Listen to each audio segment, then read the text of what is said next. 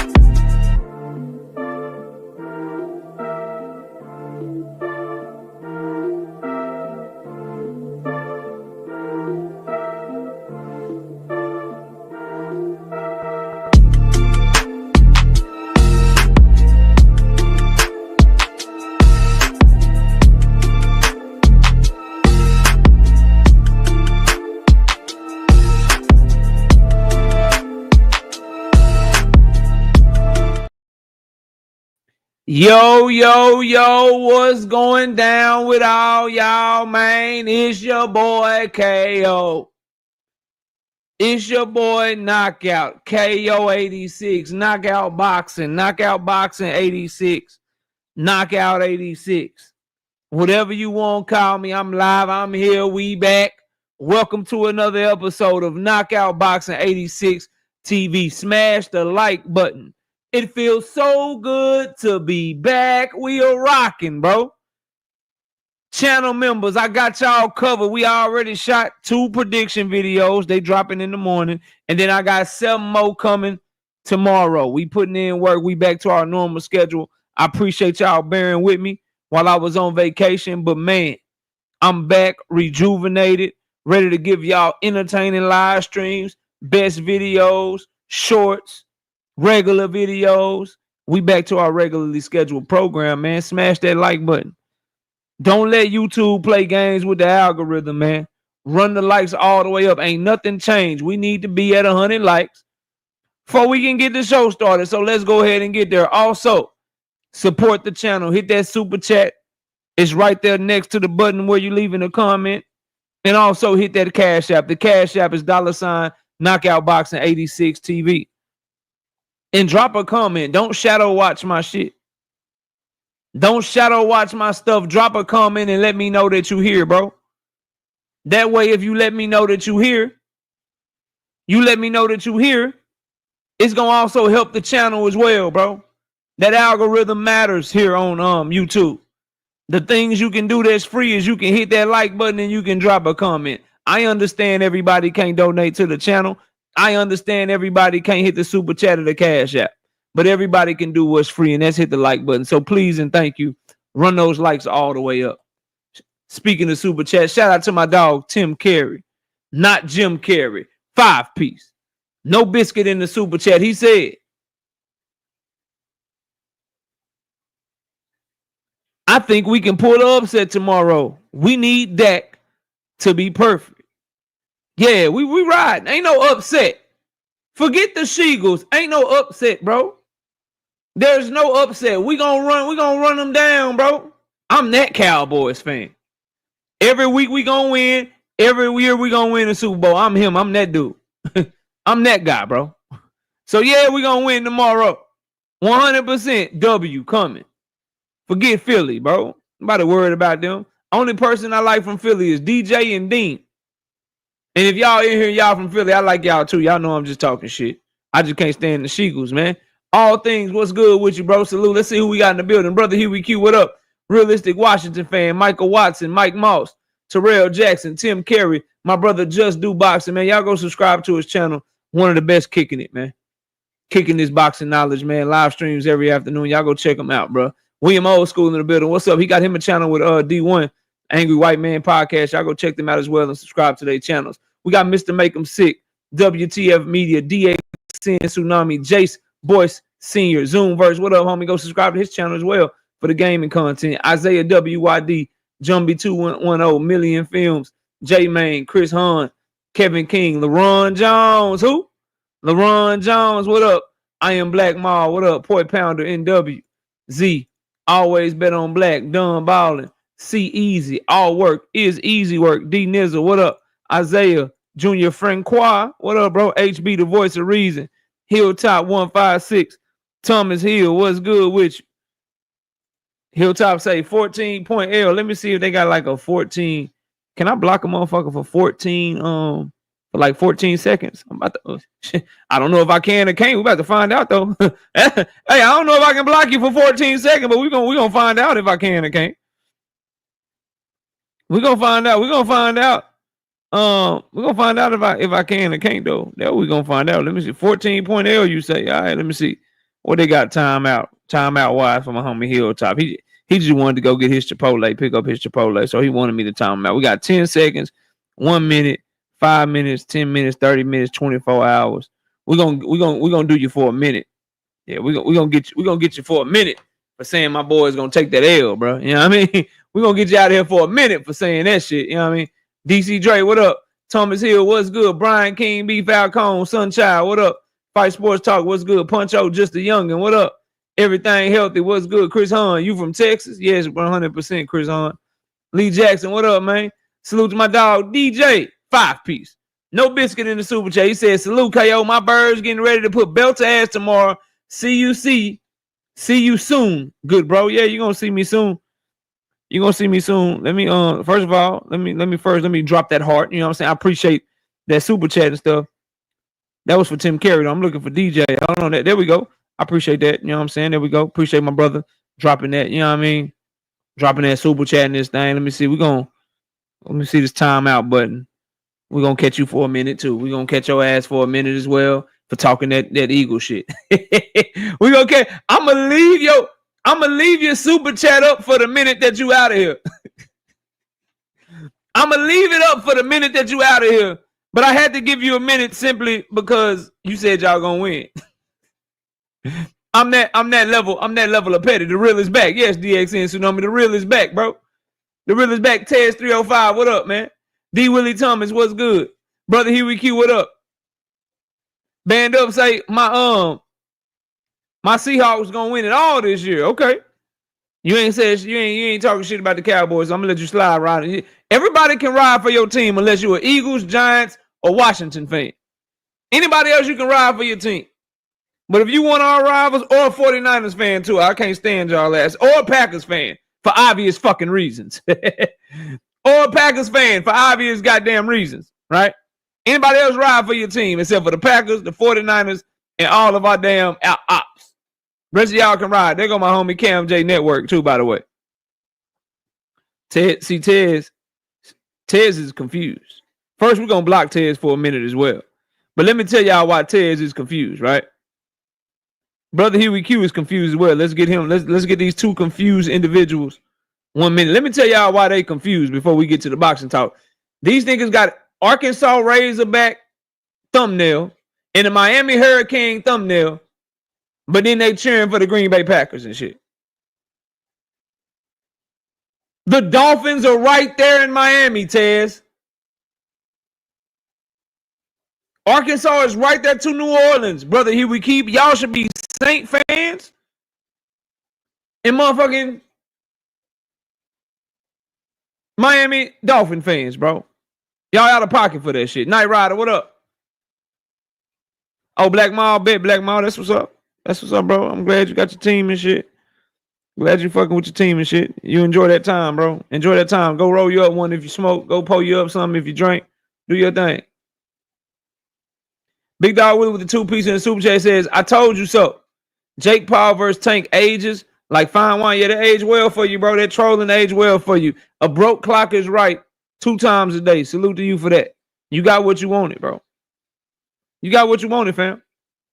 Absolute trash fucking fight. D-Ray, what's up? Absolute garbage ass fucking fight. Cam J, your pops is on to something. He knows what the real is. All right, when we get to 100 likes, I'm ready to get going. I got a lot to talk about today, bro.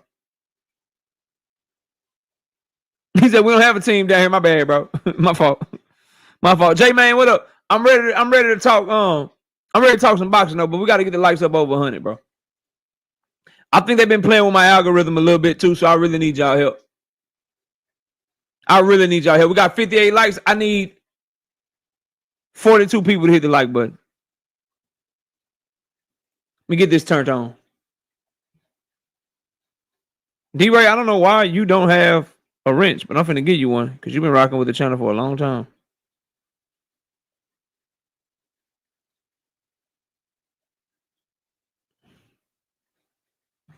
All right, I'm gonna give you another minute, Black Mile. See, if you keep it up, the punishments get worse. See, you didn't know that. So I'm gonna give you another minute this time. If you talk some more Washington shit, the next time gonna be 5 minutes. Then if you talk some more shit after that, it's gonna be 10 minutes. I don't play by my Cowboys around here, and I can't stand the Washington.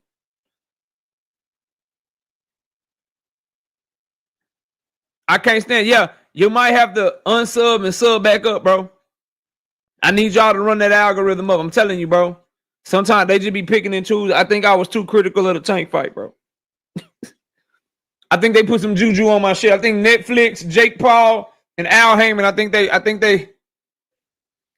they fucking with me. No, I'm bullshitting. But for real, y'all, help me out with that algorithm, man. Smash that like button. KO, you going live tomorrow? Yeah, I'm going live tomorrow, bro. I gotta work. I gotta put in this work. Cause guess what? The Cowboys players gonna be working. Them niggas gonna be working. Why can't I work? Yeah, I'm be working. I'll catch the highlights and shit. Boxing and barbecue. What's up, homie? I'll catch the highlights and shit. And I'm sure y'all will tell me if we getting our ass whooped, if we winning. I'll have to catch games when they ain't on my live night. We don't play on a lot of Thursdays. Roster, what up?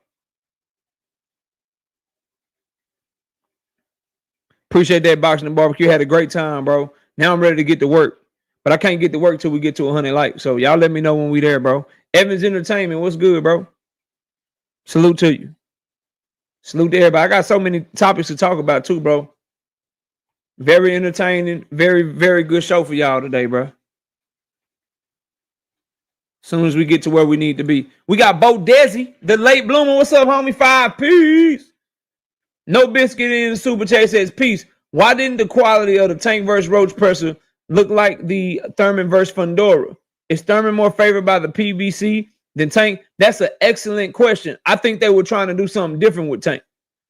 See, I think the Tank and Roach presser going to the historically black college and shit, they were trying to get a new fan base. I believe that's why they did the whole shit. Remember that Bo Desi, they did the damn like they had like the social media influencers that was doing Tank Davis's media day workout. It was like fucking Mr. Chime Time. I think LA Try Guy was there. Like all these dudes that that don't do boxing content, but they do the fucking like food blogs and shit like that. I think they were trying to tap into a new fan base. And the shit didn't work that great because he barely got to a 300,000 pay-per-view buys. And he did like a $6 or $7 million live game, which is great for everybody else. But coming off of the Frank Martin performance, they had to recalibrate some shit.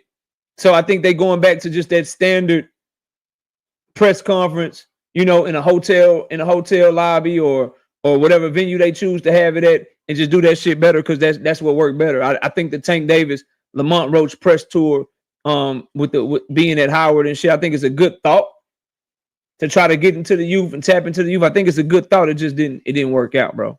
So no, I don't think they favor Thurman more than Tank. I mean, how could you? Thurman ain't selling no damn tickets. Thurman is on the tail end of his career. That'd be business suicide. To look at two entities, two assets, and see one that's 30 years old in his prime still selling tickets, still very active considering compared to the other one. Look at the other one, 36, 37 years old on the tail end of his career, ain't selling shit, and you favor him over the one that's younger that's selling shit.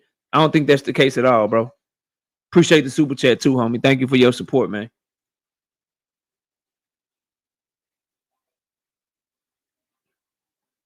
Appreciate your support. Where we at on the likes, bro?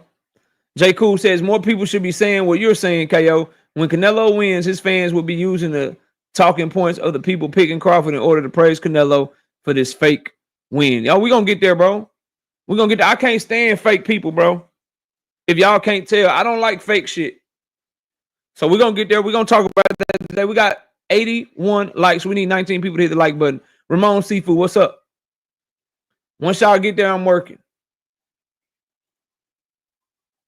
Tank versus Jake Paul is gonna crash the stream on Netflix. I'm calling it right now, KO. Canelo versus Bud, stream smooth with maybe 4. Now, Canelo and Bud, I think, gonna get anywhere from 10 million to 20 million concurrent free viewers and shit. I think Tank and Jake got a chance to do them damn Mike Tyson type numbers. I think Tank and Jake Paul can get anywhere from 50 to 100 million viewers concurrently. Concurrently means all at the same time. I really think Tank and Jake will approach those numbers he did with Tyson. Maybe not as good, but I think they can get anywhere because I think Tyson, they got up to like 75 to 80 million concurrent viewers with a total of 108 million views. I think Tank and Jake can get up to like 50 to 75 million concurrent viewers and plateau at about like 85 to 95 million people watching. I think Canelo and Bud probably get 10 to 20 million concurrent with a total of like maybe 30 to 35 million people watching that shit. Kendra Scott, I see you in the building. What's up? Brother Huey Q said Canelo don't get no goddamn credit. Y'all let me know when we get to 100 likes. I'm just waiting on y'all, bro. I'm just waiting on y'all. Rashad Harris, what up? Because they not sending out notifications for some reason. I don't know what I said or what I did, but we working, so it'll all work itself out. Always bet on black says I'll be watching both fights. People are gonna act like they're not, but everybody is, bro. That's like I said, the Tank Davis Jake Paul fight is a train wreck. It's a train wreck. It's a serious car accident. It's some shit you never want to see, but you can't take your eyes off of it if you happen to see it, right? You don't never want to see an 18-wheeler run into a smart car and smash that motherfucker, right? Because you know the person may not survive. You know that's a very serious car algorithm, right? I mean, Cam J, you got me fucking saying algorithm, bro. Damn. Y'all know I be reading and talking at the same time. You got me saying algorithm. I meant that's a very serious car accident, right? And since it's a very serious car accident, you don't never want to see it happen. But if you happen to drive by that shit, nigga, you gonna turn your neck, you gonna rubberneck that shit. It's gonna be traffic. You can't help but watch it. That's Tank and Jake Paul. A lot of people don't want to see it, right? A lot of people hate the fight, and rightfully so. It doesn't make any sense. It doesn't make any sense outside of the money that they're gonna make and outside of the revenue they're gonna generate. From a competitive legacy boxing fan, diehard perspective, it don't make any sense. But it's that car wreck, it's that train wreck. It don't make no sense. You don't want to see it, but once it come on, you ain't gonna be able to take your eyes off of it. You gonna watch that shit. SBG Mello, what up? We got my dog H-Town in the building. Rodzilla Jones, what's happening with you? Are we at 100 likes yet, man? 95. We just need 5 more people to hit the like button, and we working.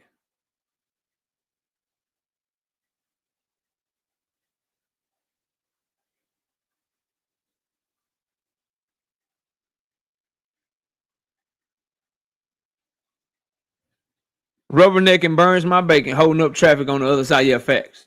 Yeah, I can't stand that shit. But you know you do it too. You know you done did it before. If you don't do it regularly, you done did that shit before. I haven't heard it announced yet, Mr. Fish. There's rumors of Baumgartner on the undercard. I don't know. Nelson says he put his like in. We just need 4 more people, looks like. Let me see what my shit say.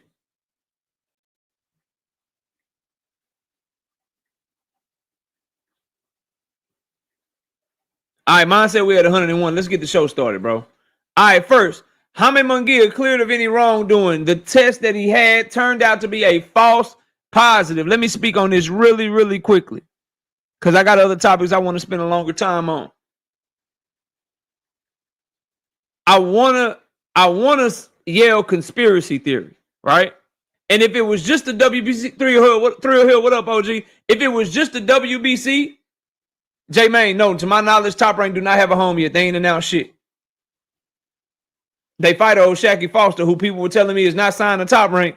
They proved he was signed to Top Rank today. We're going to get to that press conference too. Like I said, bro, I got a lot to talk about. But, Chris, what's up? So, they cleared him of any wrongdoing. They said that the test was a false positive. Now, I'm skeptical because you got WBC, Jaime Munguia, you got Canelo Alvarez involved. Like the timing of it's like, oh, y'all clear Munguia right before Canelo about to fight Bud because he an Eddie Reynoso fighter. Oh, is this WBC looking out for another Mexican like they did with Canelo, like they did with Oscar Valdez with the phentermine and the herbal tea excuse? See, a lot of people don't remember that type of shit. Canelo, everybody remembers they raised the level of clenbuterol, but people forget that Oscar Valdez also got a gift from the WBC. And they said that they accepted his excuse that he got a man-made substance from a earth-made supplement. I'm going to repeat that shit. They said that they accepted his excuse and they didn't take his belt. They let him fight Conceição. And they accepted the excuse of him getting phentermine because he drank herbal tea, even though phentermine is made in a lab by man and herbal tea grows from the earth because it's just nothing but herbs. They took that excuse, so I get it. When I heard Jaime Munguia was cleared, I was like, yo, hell no. It's some shit in the game. They done covered this shit up for this boy, and I'm not fucking with it. I'm right there with those of y'all that was thinking that shit as well. But when I saw that it was the British Board of Boxing Control, and it was UCAD, whatever they are, the people that do the testing over there for Britain, they were the ones that cleared him. They were the ones that did the investigation or did the research and the testing and all of that. Then I'm like, all right, this ain't your normal WBC just taking the findings and doing what the fuck they want with it. The British Board of Boxing Control and UCAD were the ones that cleared him. Right? But in the back of my mind, I still don't trust the shit, bro. Brandon Broussard, what's up, homie? I don't trust it, bro. I don't trust it no further than I can throw it. And my eyes are wide open. Canelo's camp still is under a microscope, in my opinion, from Oscar Valdez to motherfucking Canelo Alvarez himself, Julio Cesar Martinez. It's just too many of them popping dirty, bro. Where there's smoke, there's fire. And while I'm saying this about British Board of Boxing Control and I'm saying this about UCAD, there was a Turkey event. There was a goddamn Riyadh season card. We talking about people that buy up magazines like Ring Magazine and then use them to disseminate their propaganda and shit. We talking about somebody that out of his own mouth said that he put up fake stories to help him behind the scenes with business deals that he was trying to make. So I'm not saying that Jaime Munguia is or isn't, right? For me, this is like that Victor Conte snack shit. If somebody come in my channel, right? No Fly Zone, what up? OG Walk on Water, what up? Y'all please run the likes up as you come in the building. The likes are going to be important as we try to work our way through whatever the hell the algorithm is trying to do to us. We're going to keep pressing, keep working. I need y'all to press and work with me. Hit that like button. Hit that shit over again. Hit it over again. Drop super chats. Hit me in the Cash App. Show your support for the channel. Don't let YouTube try to bring us down, bro. I don't know what the fuck this shit is with what they got going on. Because it's been real weird lately. I'm just looking at everybody's shit looking, maybe boxing is just slow, football season picked up, I don't know, bro. But the shit looking crazy out here, right? But for Jaime Munguia,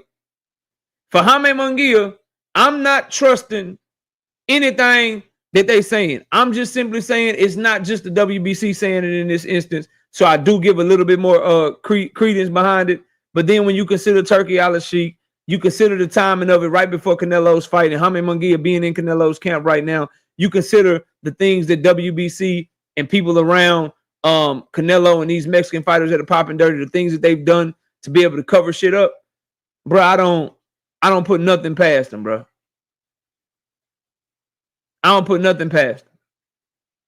And then for Jaime Munguia, for instead of just being excited to be cleared and shit, instead of just being happy to show that he was vindicated, what did he have to throw Eddie Reynoso in there for, bro? And that's another thing, Boy Pounder. I'm glad you brought that up. Like, why throw Eddie Reynoso in there? Why not just be happy to be clear? Say, yo, I'm cleared. I told you I never popped dirty. I never did this. I never did that. I took something that was legal. It was tainted or whatever. Why make it a point to say Reynoso never gave me nothing? And I want to make sure I let y'all know too, Eddie Reynoso ain't never gave me nothing. It just make it seem like it was a campaign to clear Canelo and clear Reynoso. And me, myself, personally, I'm not fucking with it. TJ Donald, what's good with you? Me, myself, personally, I'm not rocking with it, bro. You're not going to get me to rock with it. You're not going to get me to believe that there couldn't be anything of foul here. Because I really do believe that could happen, bro. I believe they could cover that shit up. Let's move on. So, Sebastian Fundora and Keith Thurman is an out-of-pocket ass pay-per-view. They had their press conference today, and when the banner dropped and it said live on Amazon Prime pay-per-view, I'm thinking to myself, this is a very fucking good fight. But motherfucker, for what? Why is this on pay-per-view?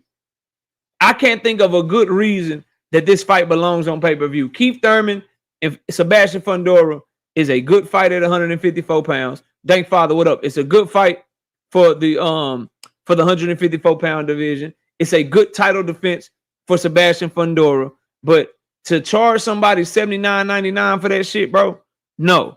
At the end of the day, this is about names, bro. This is about people that are in high demand. And this is no disrespect to Fundora, who has a very, very entertaining style, who's very fun to watch fight.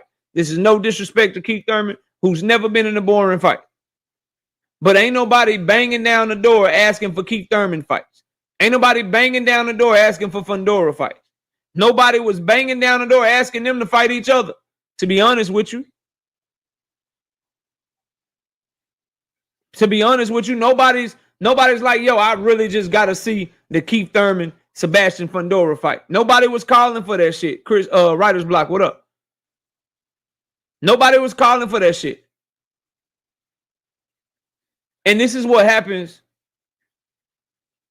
and why you got to let a whole year play out. Because listen, Premier Boxing Champions started the year off strong. They did, bro. This is not how you end the year. This is not what we want to see. Now, the fight on the undercard, Cool Boy Steph and Foster, really good card, really good fight, bro. These are two really good high-level fights, but they ain't pay-per-view worthy, bro. Dre's Finest, what's up, homie? OG Unk in the building. This shit should be streamed on Prime Video on Demand for the free, bro. And had them boys take less money to make the fight happen. Keith Thurman, beggars can't be choosers. That man fight one time every 8 or 9 years and shit. Desmond Johnson, what up? So I'm not fucking with the pay-per-view aspect of this card at all. Nobody gonna get me to fuck with it. Nobody gonna get me to try to cow tie and act like it's good when it's not, bro. It's not, fam. This is better. Don't get me wrong. This is better than charging me pay-per-view money for Keith Thurman and motherfucking Mario Barrios, bro. Trying to charge me pay-per-view money for Luis King Kong Ortiz versus motherfucking Andy Ruiz. Who was that they made King Kong fight on pay-per-view? Was that Andy Ruiz? Hold on, bro. I think it was Andy Ruiz, bro. Yeah, Andy Ruiz versus motherfucking Luis King Kong Ortiz, and they made him pay pay-per-view for Charles Martin. That's right. Hell yeah, then they made Deontay Wilder and Robert Helenius on pay-per-view. Somebody correct me if I'm wrong, bro. Somebody correct me if I'm wrong. Like, it's way better than that shit. But this a regular card to me. This shit is no better than Fundora versus Tim Tszyu, bro. This is no better than Fundora versus Tim Tszyu being on pay-per-view.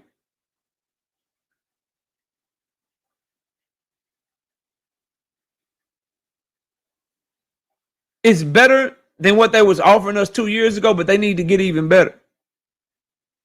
They need to get even better. Yes, Jared Anderson fought Charles Martin. Yes, writer's block. That was the first dude he wasn't able to stop. Chris says it was trash. Chris, all I'm saying, trash. You get what I'm saying, bro? They all trash. This one is not trash to that level, but bro, it's not a good pay-per-view. If you're gonna give me this pay-per-view, bro, you need to have some killers on the undercard. Pay-per-views need to either be the best fucking fight we all want to see, or we don't give a fuck about the undercard. Examples, right? Canelo Alvarez versus David Benavidez. Put that shit on pay-per-view. I don't give a fuck who the undercard is, right? That's a pay-per-view fight. Pay-per-view, Tank Davis, Shakur Stevenson, right? Give a fuck who on the undercard, nigga. I'm buying it. I don't even care. Pay-per-view fight. Shit, I even do you one better. I'll pay my money for, because this is my this is just something I would pay for. I ain't talking about y'all. Y'all got y'all shit y'all pay for. This would just be me, right? Nigga. Jerron Boots in his Virgil Ortiz. I'm buying that bitch. I don't give a fuck who on the undercard. I don't care who on the damn undercard, bro. Straight up. Boots in his versus Bud Crawford, another one. Yes, I'm buying that bitch. Who on the undercard? KO, nigga, I don't know. Dank shit. KO, who on the undercard? Tez, I don't fucking know. It's Boots and Bud, nigga. You need me to tell you undercard or what we doing? You got those types of fights, right?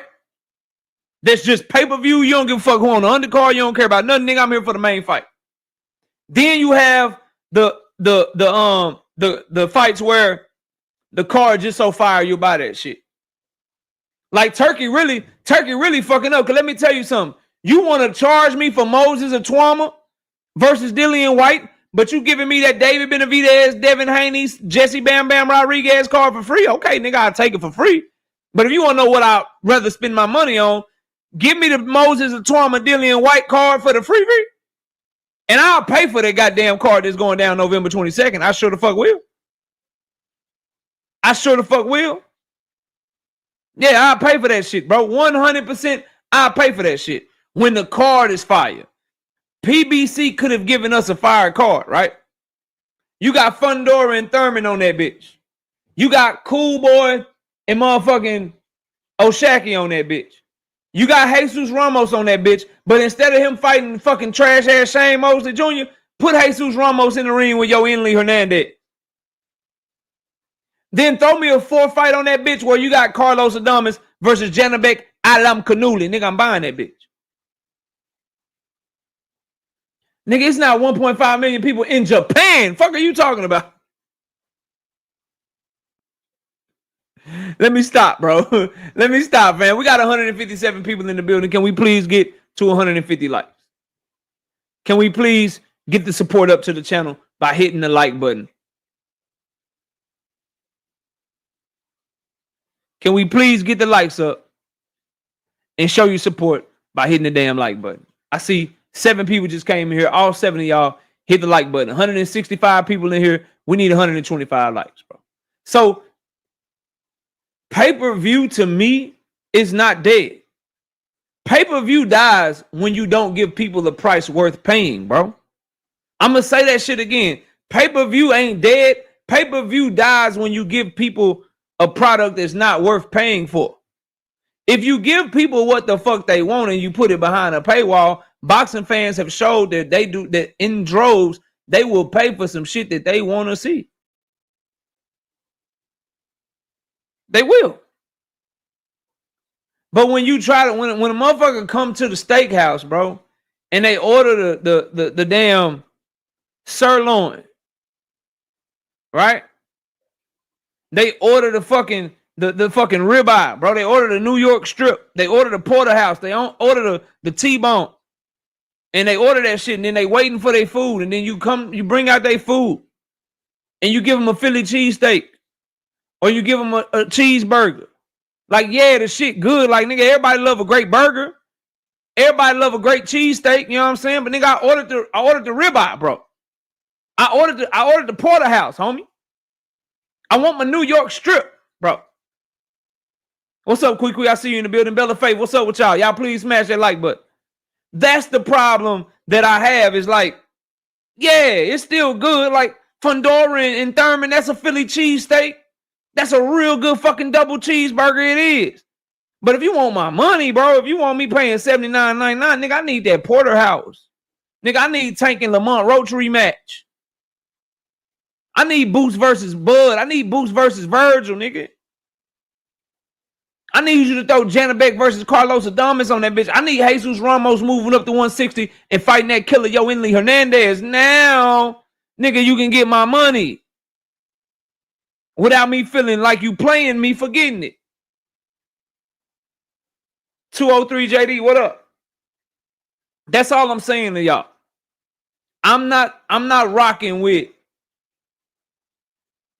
pay-per-view for good fights. Pay-per-view should be reserved for that T.I. shit. What's T.I. shit? Creme de la creme. Top shelf, you know. I like my beat down. You know what I'm saying? That's pay-per-view shit. Pay-per-view should be that T.I. shit. You know what I mean? Creme de la creme, homie. Top shelf, you know. I like my beat down low, down low, down low. Some of y'all too young. Y'all don't know what I'm talking about. Some of y'all too young. Y'all don't know what I'm talking about. That's all I'm saying. Really good fight. $79.99? Fuck no, not me. Fuck no, not me. Not KO, bro.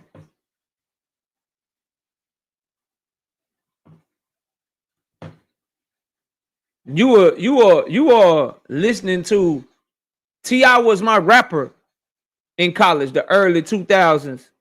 That was my guy. Every song, word for word. What are you saying? JD, what up? Yo, it's popping. Yo, Bud versus Canelo a cherry pick, bro? Yeah, 100%.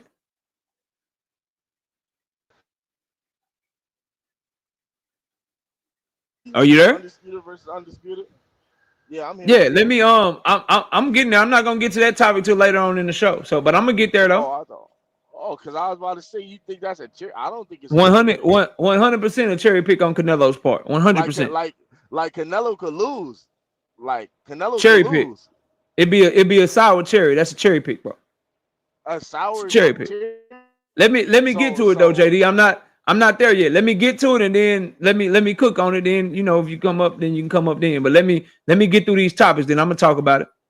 All right, peace. Shout out to my homie JD.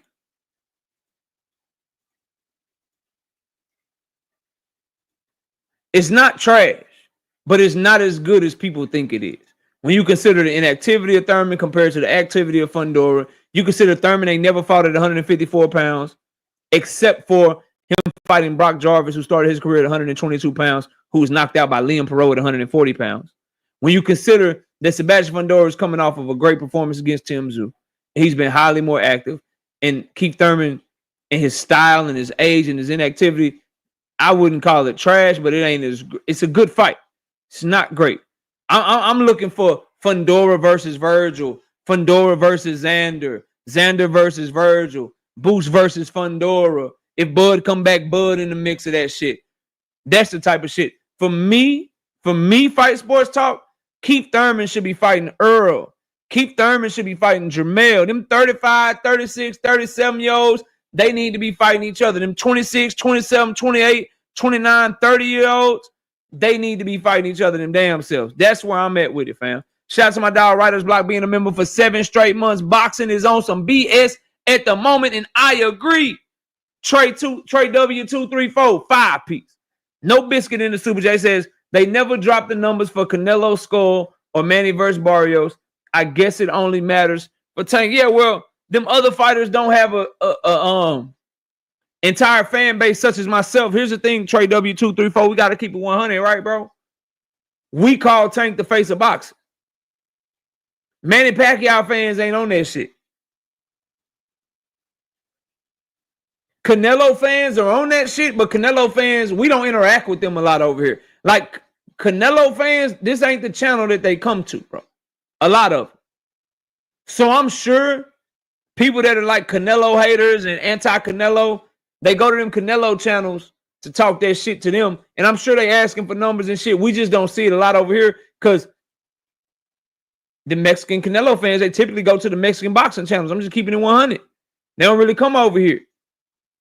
But for those of us that do come over here, I think people ask for the numbers for Tank because Tank is sold to us, which he is, as the face of boxing, the superstar, the guy that's selling the tickets, the guy that's moving the pay-per-view. So when that's how you're marketed, bro, that's what's going to come with it. Niggas going to want to know what the numbers hitting on. It is.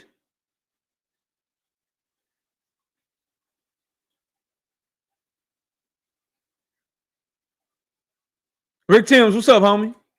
But I feel what you're saying. Now, where I go with it, because I think you're trying to point out double standards, right? See, where I go with it is, me, everybody in this chat, we can all cook Tank for taking the Jake Paul fight. Because we are all boxing fans. We pay our money. We pay our subscriptions. We go to these fights. We buy pay-per-views. We wanted something else. And he's not giving us what we wanted. We can criticize him.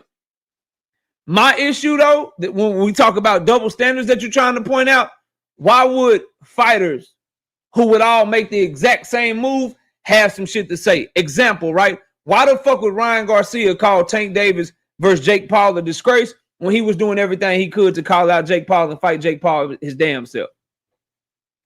Why would all the fighters that are shitting on the fight that know they would take the fight themselves if they were able to make that type of money, why are they shitting on Tank for doing exactly what the fuck they would do too if they had that opportunity to? Those are the double standards that I see, bro. The double standards of how he's covered, bro. How he can get accused of something, somebody else can get accused of something. Oh, if it's this other person, I only talk about boxing. I only talk about boxing. I don't talk about personal shit.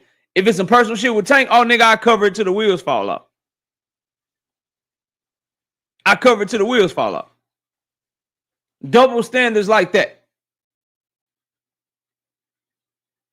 But as far as asking for Tank's numbers, bro, and saying, hey, what's his pay-per-view numbers? What's his live gate numbers? Nigga, I be doing that shit. I want to see if he really popping it like I think too. So I get that part. It's that other double standard shit that I can't stand, bro.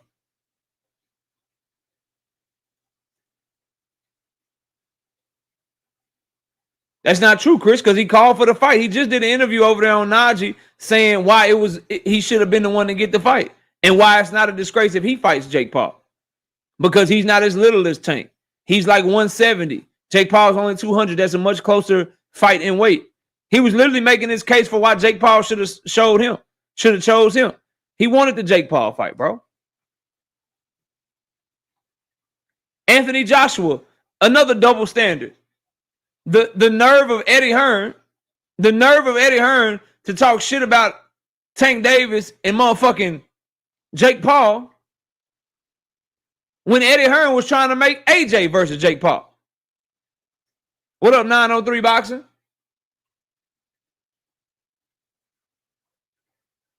Think about that shit, bro.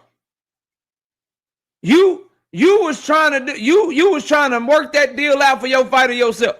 When you were doing it, I guarantee you if that shit would have went through, Eddie would have been like, yo, this is a dangerous fight for AJ. He'd have been promoting the shit out of that, bro. But since he didn't get to that bag, now it's trash. Now it's garbage. Now it's this. Now it's that. Like, I can't stand people that would do the exact same thing in their position to try to criticize somebody, right? Fans are going to be fans. We going to criticize our ass off because we are fight fans and we are boxing analysts and we are content creators and we love the sport and we trying to push it forward. We want this fighter to fight that guy, that fighter to fight that guy. We want all this shit. So we're gonna complain. We're gonna have our critiques. We're gonna do all that shit. But when it's niggas that's in the game with you that know they would do the same shit and they trying to act like, oh nigga, this is a disgrace. I can't believe this. That's where I'm like, nah, get the fuck out of here. Because you do the same shit. But anyway, moving on, bro. The press conference today. Fundora and Thurman, this is how you know it's some goofball shit going on. Why the fuck keep Thurman stand on the chair? Like he was reaching up in the cabinet for something he can't reach, bro. That shit was cringe. That shit was goofy, bro.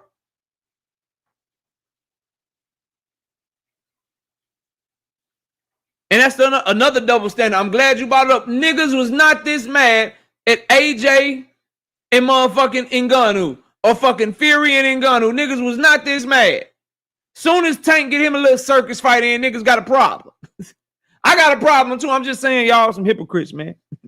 Y'all some goddamn hypocrites, man. Anyway, moving on back to this fake ass, goofy ass shit they was doing, bro. Keith Thurman, I get it. Like, Keith Thurman got some fans, but he corny to me, bro. He like a lame to me, dog. And I hate to say it about a fellow light-skinned brother from another, but damn, Keith. When niggas say you acting light-skinned, bro, this is the type of shit they talking about. Be comfortable being light-skinned and 5'7" and just stand there and do the face-off with the nigga. That reeked of nervous energy to me. I'm telling y'all straight up, that reeked of nervous fucking energy to me. Like, nigga, be okay being 5'7" and just whoop his ass.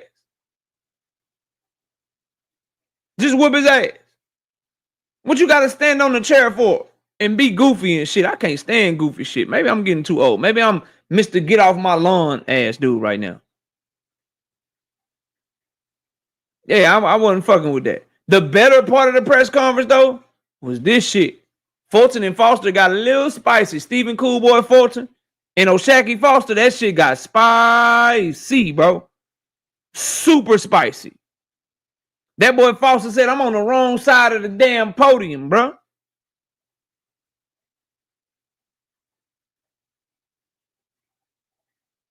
That dude say, I'm on the wrong side of the podium. Stephen Fulton say they just talking. He just talking like that. He just saying what he got to say. He just saying what he got to say. I'm a dog. I've been here. What's up? You know what's crazy to me? They talking like they ain't two pure boxers that's going to get in that bitch. They ain't finna bang it out. Hey, them boys talking like some knockout artists, pressure fighters. Fuck, boy, them boys going to be in that bitch boxing and moving and boxing like a motherfucker. They were talking good, though. They were talking good in the motherfucker. Hey, that boy O'Shaquie Foster gonna get in that bitch, switch stances a couple times, throw a jab out there, you know what I'm saying? Put his dread back to the back with the tape on the dread and shit. Cool boy Steph gonna be in that bitch trying to box and posture and shit. Man, the niggas ain't on. Hey, what y'all doing? Surprise me. Surprise me. But them boys talking crazy. That boy O'Shaquie Foster said, I'm ready to get active. I say, damn, O'Shaquie. He said, I'm ready to get active right now. Lucky Upset said he don't really talk like that. Them boys were talking today. I like the fight, though, because we get to find out that Cool Boy is he really over Monster in a way?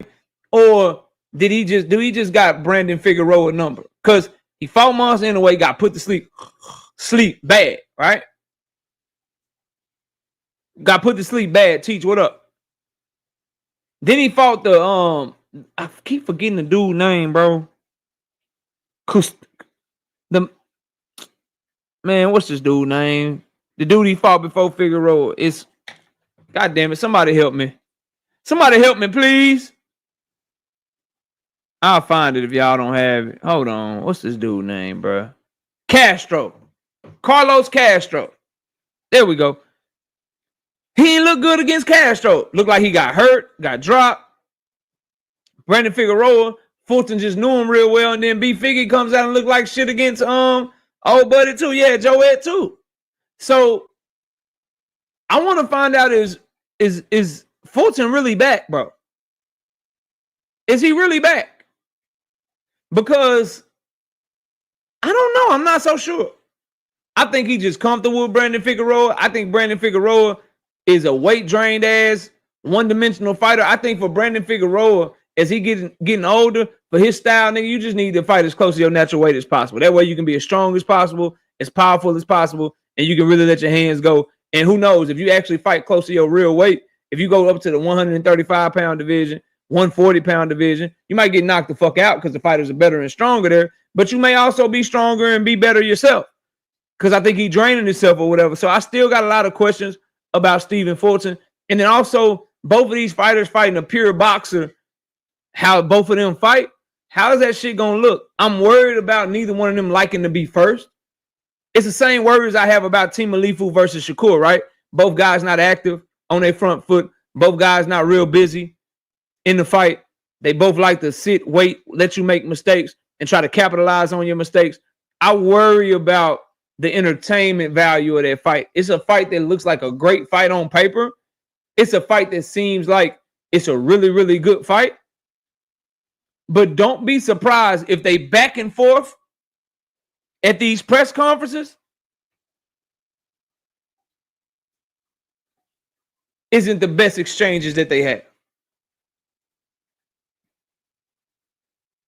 Don't be surprised that if they back and forth at these press conferences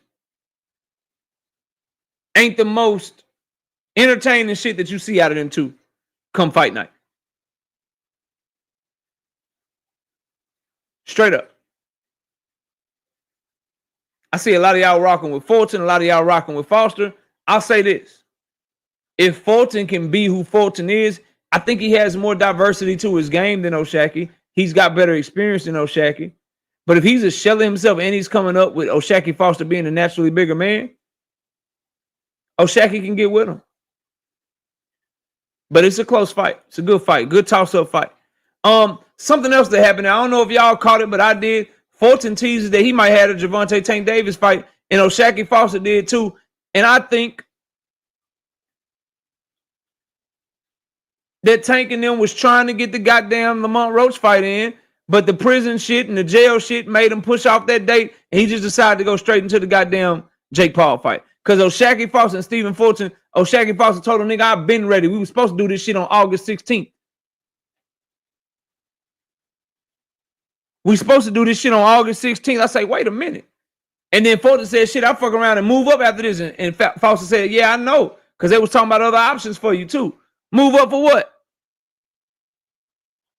Juke, what's up? I see you in the building. I'm going to do a whole video on that. But I saw them both say that. And I might be vindicated. Connie's Dre, what up? And it looks like what fucked this shit up was Tank Davis going to jail. Because what it looks like, based on what they are saying, is that he was supposed to fight on August the 16th, get back with Lamont Roach, and then go into the exhibition with Jake Paul. But when that shit got pushed back, they couldn't do nothing. They had to go straight to the Jake Paul fight. I'm gonna listen to that shit again.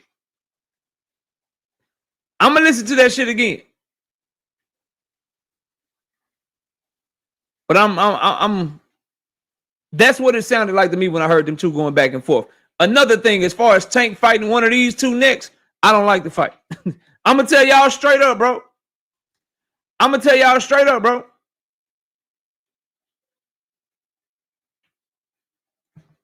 Richie Baby says Jake Paul fight was already gonna happen, big bro.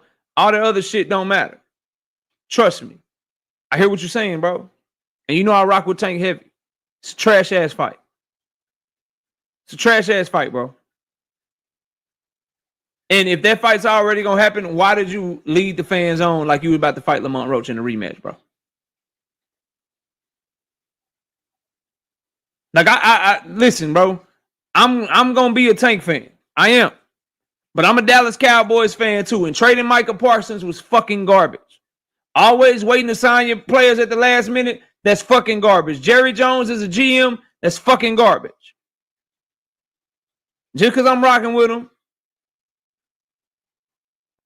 don't mean I'm not gonna say how I feel, bro. And I hear you. And if it was always gonna happen, then he shouldn't have been leading us on like he was fighting motherfucking Lamont Roach, bro. And guess what? If he was fighting Lamont Roach and it just got pushed back and he still plans on fighting him, he should come out and fucking say that, bro. Because here's what he's doing to his fan base. Nah, I'm not hearing that, bro. I'm not hearing that, fam. And the rematch can be in May, too. I'm pushing for the rematch. 2 days after his fight, bro. I hear you, bro, but I follow this shit very, very extensively, bro. I got a very good memory. Very good fucking memory, bro. He did say that the night of the fight. Then he came back Tuesday. And he said, I'm pushing for the rematch immediately. Everyone around him is saying him and Lamont Roach were supposed to fight on August the 16th. If that shit wasn't true, Richie, baby, he should have came out and said something.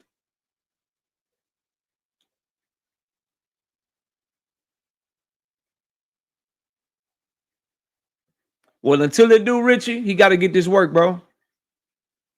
Until it do, he got to get this work. Because, listen, he said that. He also said he was retiring at the end of this year. It's the mixed messages, my nigga. We can't pick and choose, bro. I'm done trying to decipher this shit. He did say that. He did say that. And he also just dropped a tweet teasing that this Jake Paul fight could be his last fight. He did, bro. 100%. You right. He said that. He also said he was retiring at the end of this year. So which one is it, bro? He also said he got 3 or 4 fights left. He also said y'all can have the top spot. I'm done with it. But then he went on to try to defend the top spot. He also told Lamont Roach they can fight for free at Lamont Roach Kids School, bro.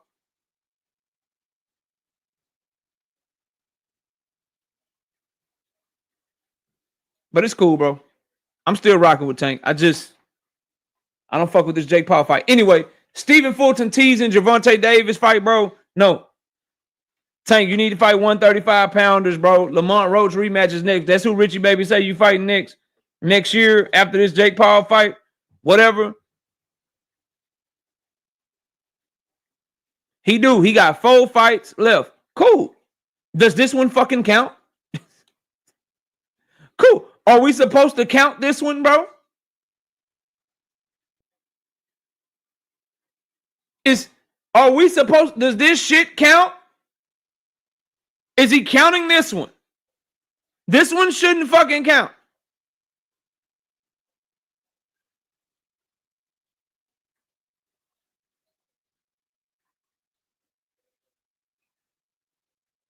If this one should not count. It is trash. It is an exhibition. It is against a dude that is not a boxer for real. Mr. Fine Dining said it don't count. Pay says nah because it's not on Prime. Nigga, we don't know. Shout out to Dre's Finest with the 2-piece and Super J says, I'm on the road, KO, but I am listening. Stay up. I'm always up, bro. Never down.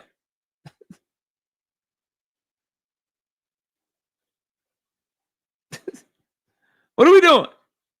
What up, Eli Israel?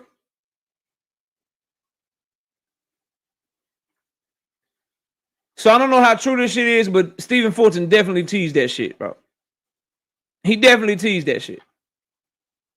And I'm not fucking with that fight. I'm not fucking with that fight at all, bro. I don't want to see Tank fight no more. He done fought Hector Garcia, cool.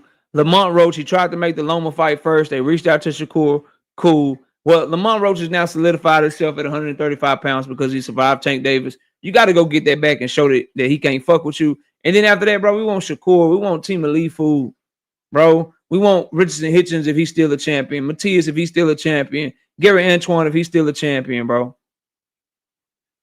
Like these, like we if you gonna fight a nigga that's 195, nigga, we want the Devin Haney fight, bro. If you gonna fight niggas that's 200 pounds anyway, bro, and you telling me he got 4 fights left, cool, nigga. Lamont Roach rematch, Shakur, Team Elite Food, Devin Haney, and I don't give a fuck what you do after that.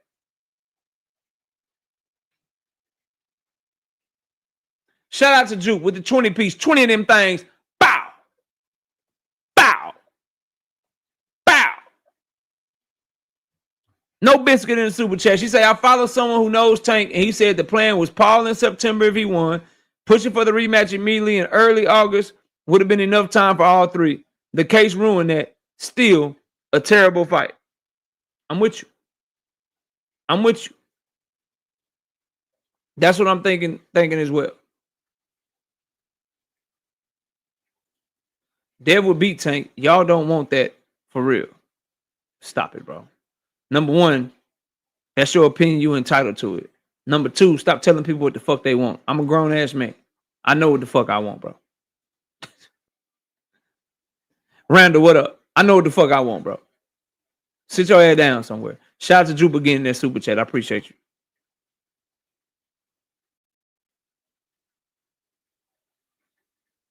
I appreciate you. There's nothing that Devin Haney has showed me in the ring that makes me believe he can beat Gervonta Davis, bro.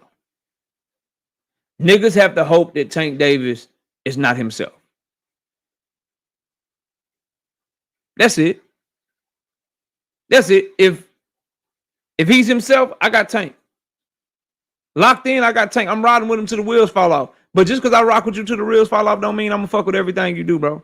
I would hope that if I'm out of pocket, niggas would tell me they claim they fuck with me. That's just what it is. Moving on. I'm moving on, bro. Because I got some more Tank shit later in the show. But, yo, what's up with Lamont Roach and Shakur Stevenson attacking media members and shit? Shakur say niggas mad they ain't giving no interviews, so they shitting on fighters. And Lamont Roach say dudes is weirdos and clickbaiting and shit. And they wonder why they don't get a DM back.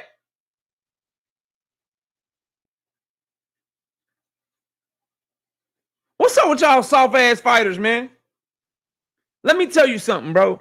You can't, first of all, when you clickbait and you do weird shit yourself, you don't get to talk about people that clickbait and do weird shit. This nigga Lamont Roach, bro. Literally, fam. I don't know if y'all remember this. Maybe y'all memories ain't as good as mine, or maybe y'all don't think of shit the way that I think of shit.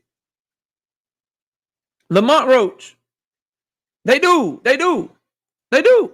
Like putting Tank Davis's picture on the head, on the body of females and shit. They do. 100%. Like calling Tank Davis a monkey. They do. Bro, you are 1,000% right. 1,000% right. They do, bro. They do. 100%. 100%. Like making up lies that the man is flat broke. Yep. Pretending to get the man's taxes. Right?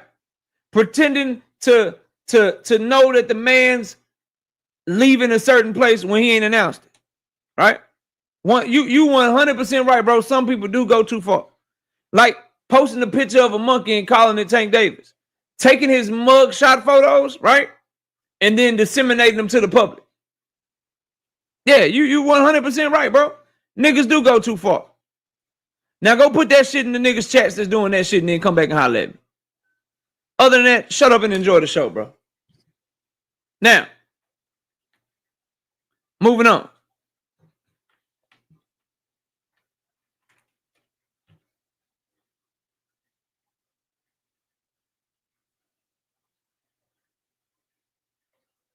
Hold on, just give me a second. Just give me 1 second.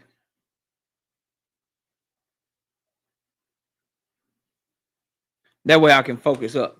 Because you're getting on my goddamn nerves. So Lamont Roach, bro, he said he got Netflix money.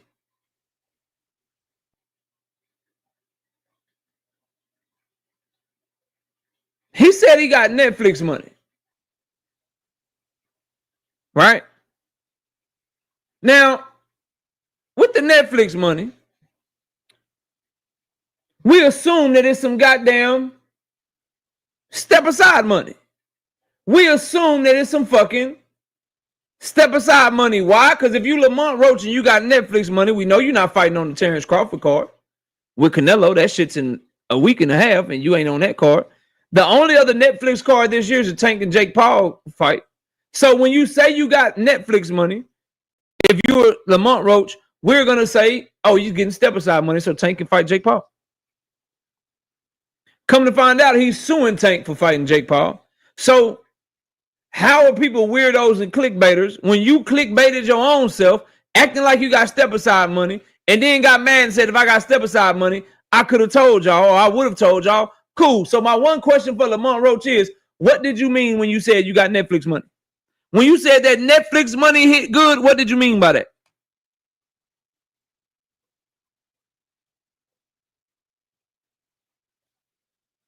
I encourage and I invite anyone in the chat to answer that. How are people clickbaiters and starting narratives and weird and shit? How are they all of that, bro? When you do the exact same shit. So are you talking about yourself? Maybe I went over some of y'all. Maybe I went over some of y'all head. I'm gonna say it again. Netflix money hit different. Cool. No problem. What did you mean by that? Because you saying you ain't getting no step aside money. Right? You not on either one of their cards coming up, I would presume. So what do you mean by that? So you go out here, you lie, right? You go out here and you cap, and then you get mad at niggas for being like, yo, this nigga getting step aside money? Nah, you ain't getting step aside money. And to call people weirdos when you legitimately are doing a whole tour because you went the distance with somebody is crazy to me. To call people weirdos when you have the weird behavior of this man has been filing paperwork against Tank Davis since they was kids, bro. What's weird? What's weird? Is that weird? He can't take not beating Tank so bad that he's filed paperwork against this nigga now multiple times for taking L's in the ring and taking L's in business. Can y'all make that shit make sense? The nigga filed when they was amateurs. He filed to try to get an email W as a professional. And now he's filing again to try to get money because the nigga fighting Jake Paul. While this nigga calls out motherfucking Floyd Mayweather and trying to set up fucking fights with I Show Speed his goddamn self. Nigga is literally in this bitch trying to do the exact same thing. Nigga, let me get popping with I Show Speed. He got 40 million subs. Nigga, let me call out Floyd Mayweather. I don't want Kermit Mo. Nigga, give me Floyd Mayweather. You trying to do the same shit. That's some weird shit to me. Like, nigga, do you look up to Lamont Rose Sr. or Javante Davis, bro?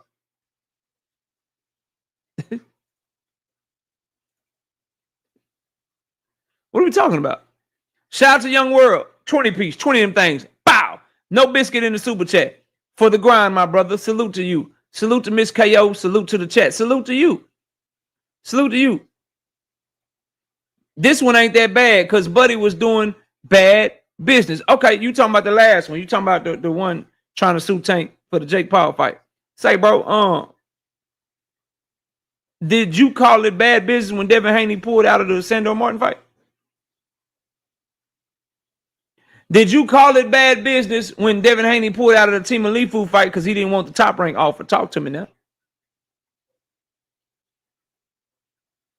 Talk to me now.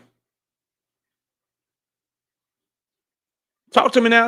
Like, if Tank not fighting Lamont Roach is bad business because he's fighting Jake Paul instead, is it bad business for Devin Haney to pull out of Sandor Martin?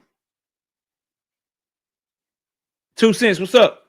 Y'all go subscribe to 2 Cents Boxing. As a matter of fact, if I have 2 opportunities on the table, I got one opportunity that's tougher. Now, let me first be clear, because this is just for the sake of showing y'all how dumb some of y'all's talking points are, right? There was no rematch clause activated. There's no rematch clause for a fucking draw. Lamont Rose Sr. was captain. Okay? But just follow me here, right? You got 2 opportunities. One opportunity is tougher for less money. The other opportunity is easier for more money. What would somebody that's practicing good business do in that situation? Just let's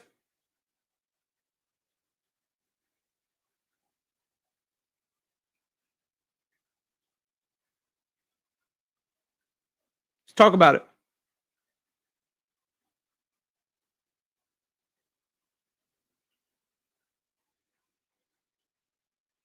If you have 2 opportunities and one is for a lot more money, but it's an easier opportunity, the other one's for a lot less money, but it's a harder opportunity, which one are you taking? Again, I think it's trash. I don't like the fucking fight. But y'all are being a tad bit hypocritical. say it's trash, say it's not in the spirit of competitiveness, say it's not in the spirit of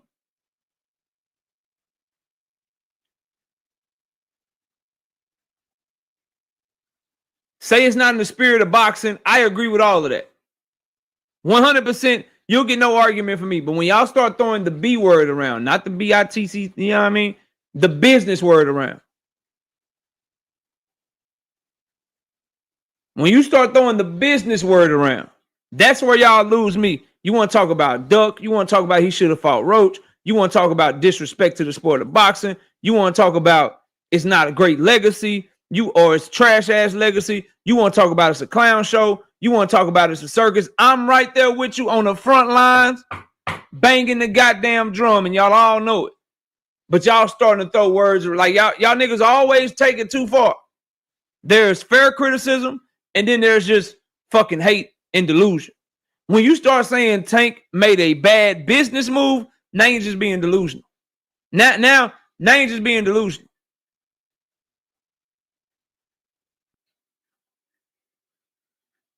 Now you're just being delusional. Sorry. It's crazy to me. Believe it or not, bad business would have been to take the Lamont Roach fight. That would have been bad business. Like, yo, I got this 40, 50 million, 60 million, whatever it is. I got this payday over here that's just an exhibition. It don't count against my record. I could take this, but instead, I'm going to take this 10, 15 million dollars, whatever it is, and I'm going to fight this tough ass fight for way less money. This actually could count against my record where I actually could lose the fight. That's actually the one that's bad business. A lot of y'all don't know what the fuck bad business is, apparently. Anyway, moving on. Shout out to Chris with the 5 piece in the super chat. He says Canelo is fighting Crawford for probably more money than Benavidez. But we don't say Canelo doing good business, taking the easier fight in Crawford. Yes, we do. Yeah, I don't know who we is. Yes, we do. Now, there's no proof that he will get more money fighting Crawford than what he could have made fighting Benavidez. But taking a bunch of money for an easy-ass fight, that's good business. We hate it as fans, but that's good business. That's what all these niggas try to do, bro. That's what they all try to do. Devin Haney didn't take a pay cut to fight Jose Ramirez, bro. Shakur Stevenson wasn't about to take a pay cut to fight Joe Cordina, my nigga, coming off of a knockout loss. Bud Crawford didn't take a pay cut to fight David Avanesian, fam.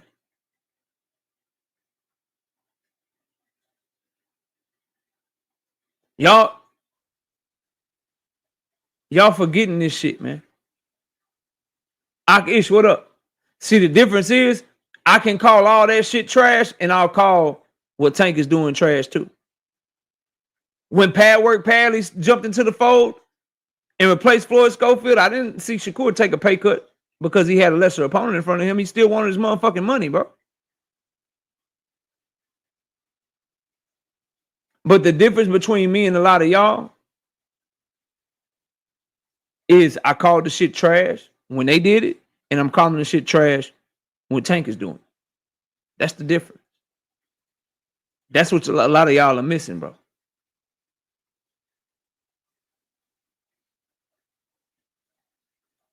I never said it was bad business. I just said he hold Lamont, let a brother know something. Like Lamont let him know he was going to do a whole press tour shitting on his name. Like Lamont let him know that he was going to file a petition and paperwork with the New York State Athletic Commission. You want the nigga to show a nigga a certain type of respect that Lamont didn't show him. Which I'm cool with.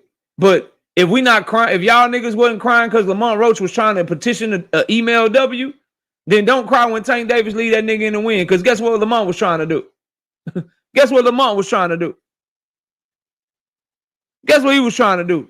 Snatch that nigga undefeated record from him. Did he warn that? Did he warn that nigga first? No, he didn't. He said, "This is war." You goddamn right, nigga. Trying to take everything Tank got, nigga.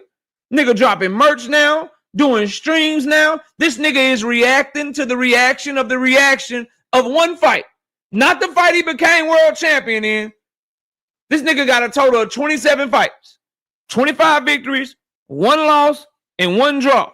The only fight he's ever reacted to is the draw. He ain't react to none of his 25 victories. Not the one where he became world champion. Not none of that shit. He reacted to the reaction of the goddamn Tank Davis fight.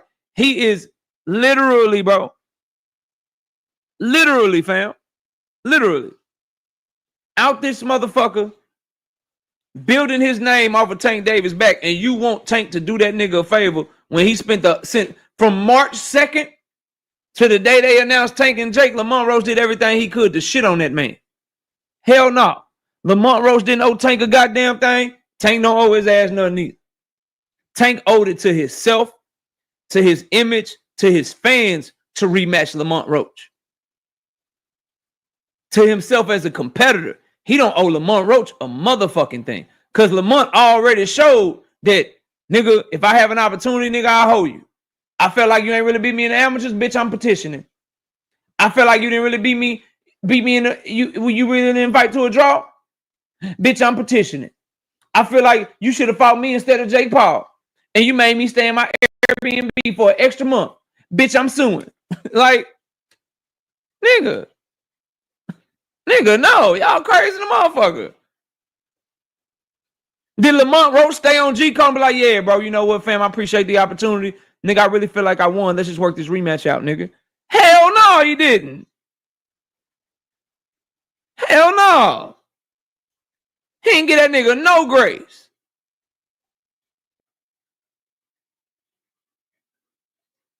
Y'all got me. Y'all niggas. I wish a nigga would expect some grace and some respect from me. And I don't give you none. A favor, what happened to get back? It would be different if Roach cheated him. He mad at Roach for no, Bella, no. Nothing I said was talking trash. See, y'all don't do this, bro. Don't move the goalposts on me. Y'all know perfectly well what I'm saying. I didn't say nothing about talking shit. I love when they talk shit. I said, did that stop Lamont Roach from petitioning as an amateur? Did he let Tank know he was going to petition? See, what Dank Father was trying to do, Bella, is he was trying to tell me that Tank owed Lamont Roach a heads up. KO, he couldn't at least get a nigga a heads up. I said, why give him a heads up? He didn't give you a heads up. Did he give Tank a heads up when he tried to petition his undefeated record? Did he give Tank a heads up when he was going to use his name to promote his new stream? Did he give Tank a heads up when he was going to decide he was going to use his name to try to become a model? Did he give him a heads up? Did he give him a heads up when he decided to sue the nigga? No, that's all I'm saying. So why I gotta get you ain't giving me a heads up on none of this sucker ass shit you doing. But I gotta give you a heads up though. See, when Lamont Roach was moving like this, I remember because you don't hit the link a lot, Bella. I remember when Lamont Roach was doing this shit and he didn't give Tank a heads up, you was all for it. He's supposed to petition KO. The man got cheated, KO. He's supposed to petition. He got cheated. He can't petition a W because he got cheated. You was all for that shit. You ain't say, nah, Lamont Roach should have stuck on the G code and he should have just let Tank know what's up first. Before he petitioned, he should have hollered at Tank, KO. You ain't do none of that shit. But now it's turning. Y'all like, man, he should have let Lamont know, look, nigga, this what's going on. That's what's going on. Yada, yada, yada, blah, blah, blah. Nah, y'all crazy as hell. Y'all crazy as hell. Shout out to Big Dog Willie with 5 of them things in the super chat. My issue with the Tank of Maniacs is that y'all try to prop up Tank to be something he's not like that.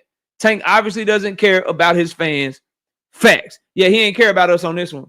100%. But that's not facts, because if he don't care about his fans, can you explain why he did that backpack drive? All of those people that got free backpacks, free school supplies, free shoes, free clothes to go back to school, are they not his fans? Did he not show that he cares about them every year by giving back to them?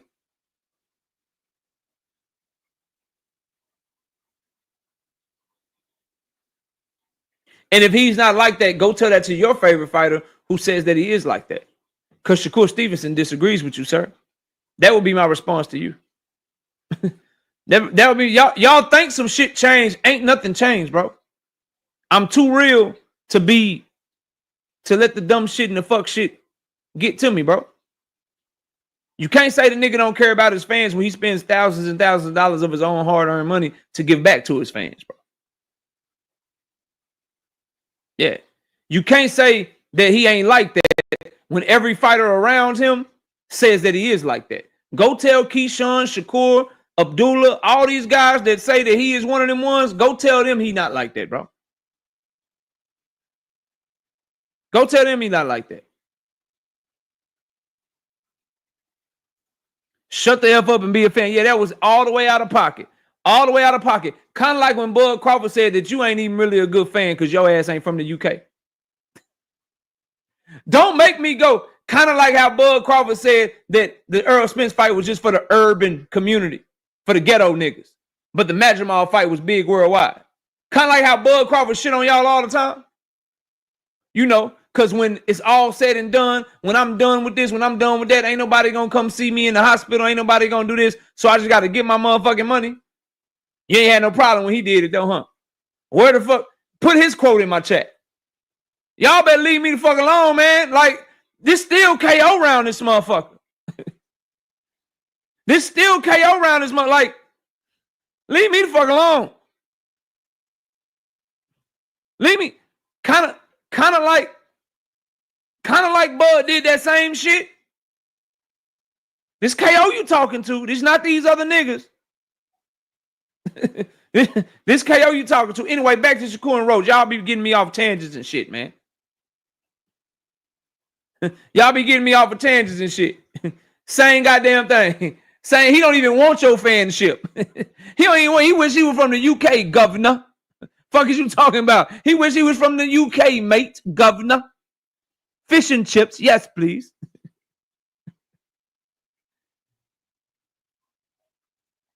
I already kicked your ass, bro. I like the dog you got in your picture, man. I got 2 of them dogs as well. I already whooped your ass. If he doesn't care about his fans, talk to me about why he gives back to his fans on a consistent basis. Sit right there and holler at your boy. We got Juke with the 20 piece, 20 of them things. Bow, bow, bow. No biscuit in the super chat. She says Tank cared to give us good fights up until now. We can argue other people fighters don't care about them when they said they don't care if they bored and throw 2.3 punches around for 12 rounds. Or trashed black fans as a whole. That's all I'm saying, Juke. You understand? That's all I'm saying, Juke. Nardi, I see you in the building. What up? That's all I'm saying. Newsflash. In case you didn't know, don't none of these motherfucking fighters give a fuck about us. In terms of who we want to see them fight, what we want, all of that shit. Because if I remember correctly, niggas was asking Bud Crawford to fight Boots.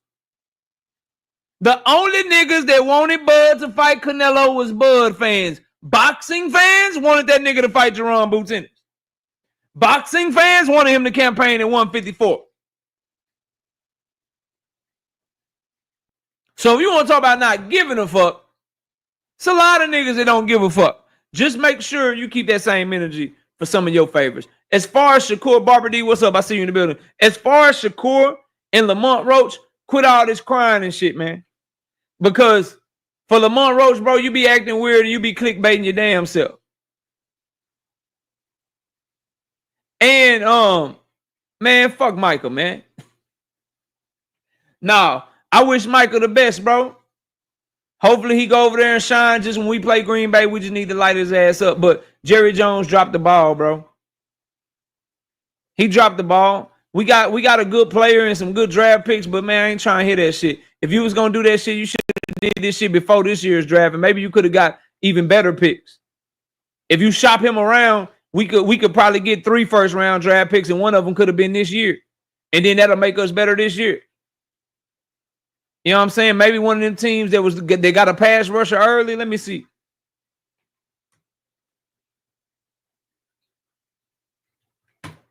Let me see, bro. Let me just check something real quick, bro. The New York Giants got this Abdul Carter dude at number 3.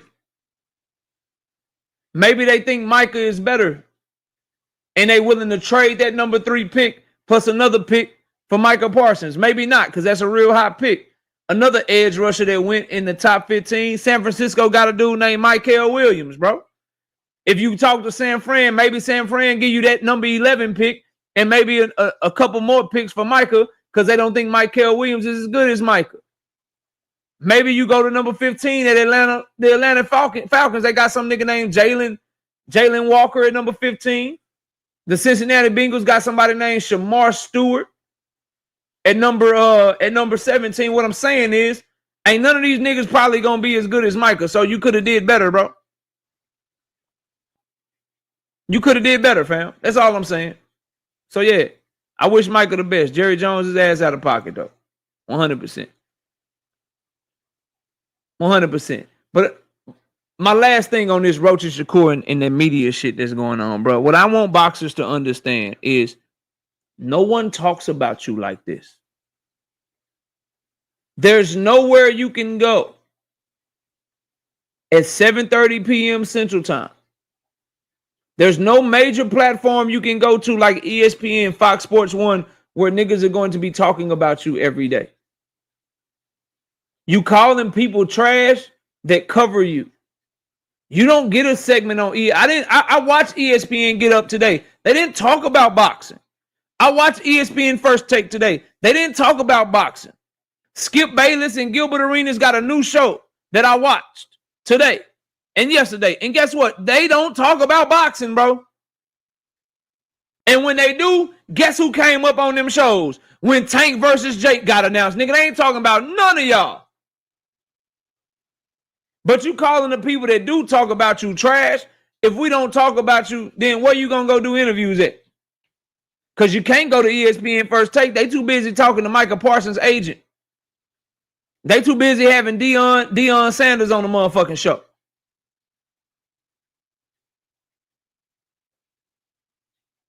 So y'all can talk all that oh man, y'all is this, y'all is that. Listen, bro, you lucky somebody still talking about y'all ass. Because in the grand scheme of things, people don't really give a fuck about boxing. If we just keeping it 100 and talking 100% factual information right now, the American public don't give a fuck about boxing. Boy, it's fall in America, nigga. We waited for the goddamn NFL to start.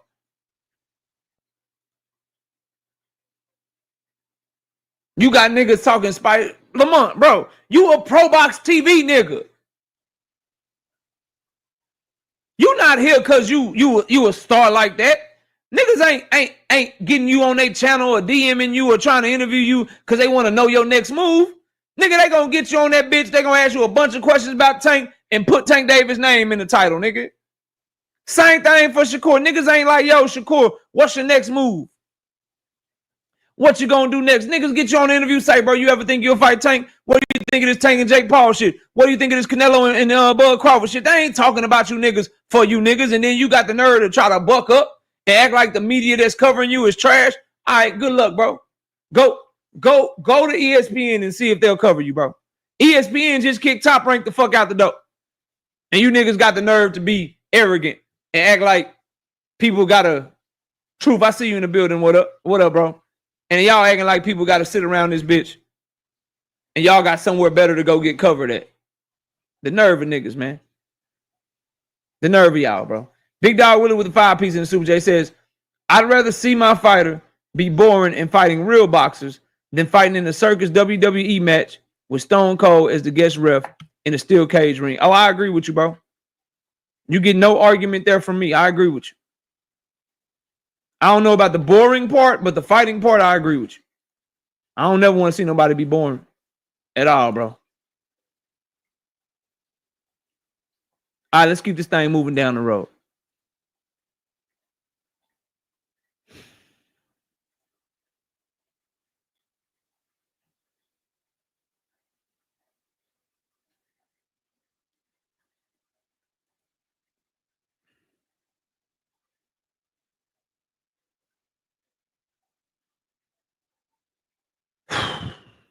NHA2, what's up, bro? Y'all see this shit on my screen?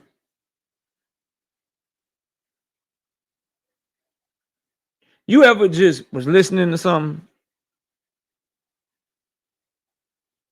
and then you just heard somebody say something and it just made you get dejected, bro?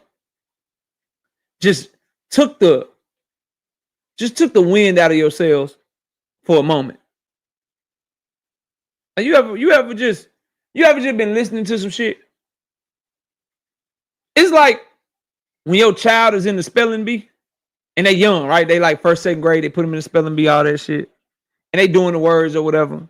And you done studied the words, bro. You done studied them motherfuckers. You studying with your kid got that shit. You got that shit.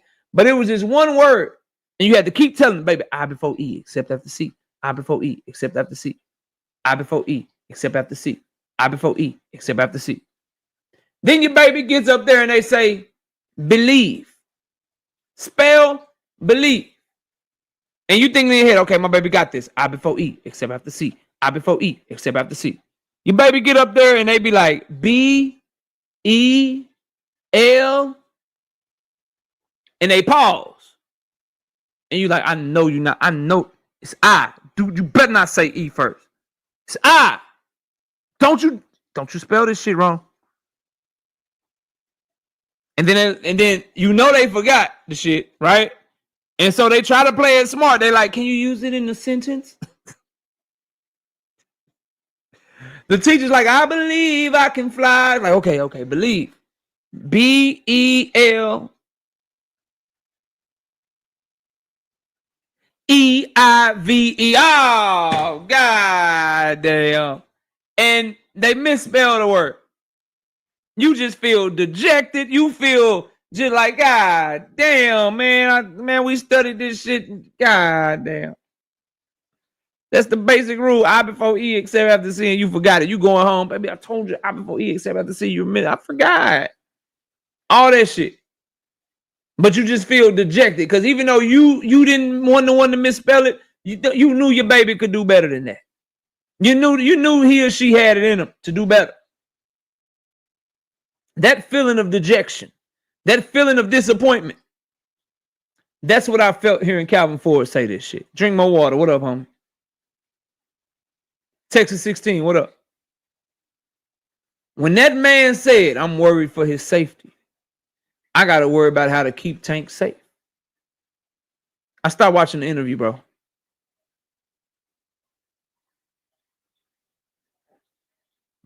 Then I turned it back on.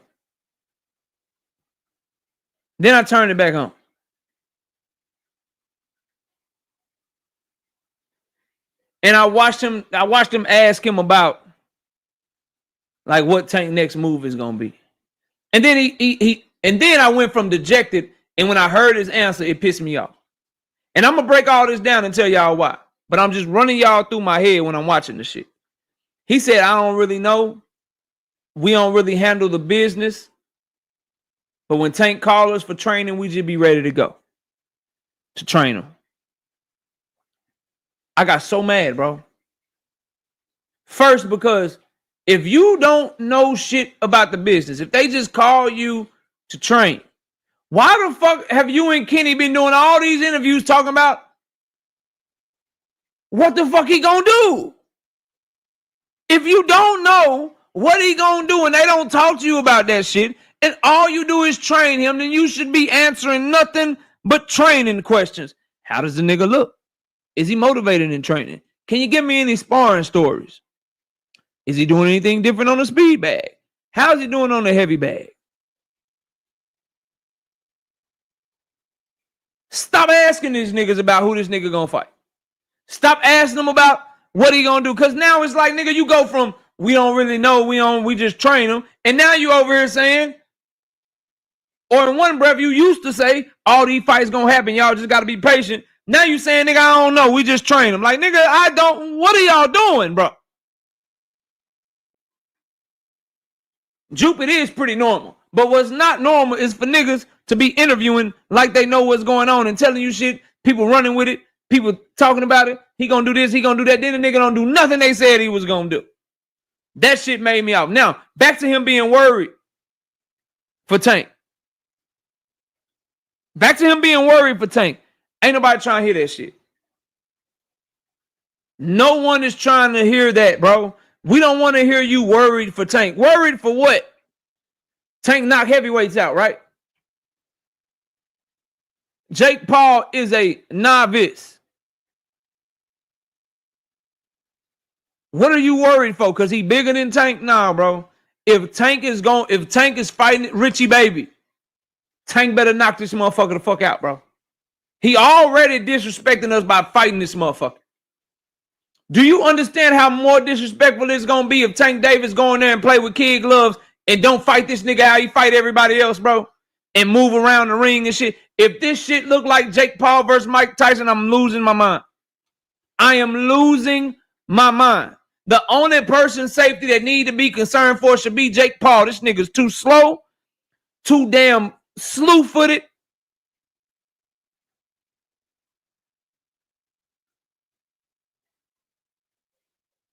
All of that shit. Tank should be, and then Tank is shorter than him, so Tank is punching up. That means that uppercut gonna have more twerk on it. That means the goddamn overhand left gonna be even nastier. And if he can break the distance on 6'1" Mario Barrios, who's way better than Jake Paul, why can't he break the distance on Jake Paul? Listen, bro. The only person safety we need to be concerned for should be Jake Paul. If he, bro, I'm telling y'all, bro. He's still 230 pounds, though, okay? I don't care. That means we should be able to see Tank Davis just piecing that nigga up. Bop, bop, bop, bop, bop, bop. Slip, bow. Slip, bow. Slip, bow. Underneath your shots, bow. Made you miss, bow.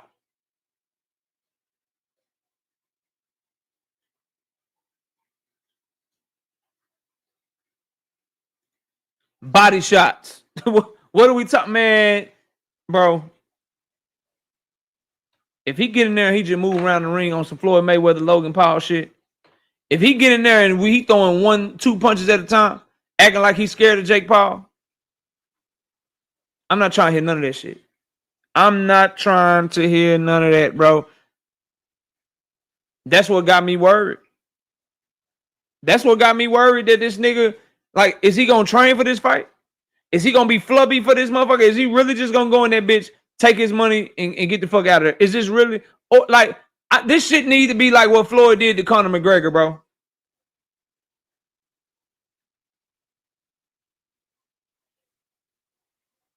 It better be like what Floyd did to Conor McGregor, bro.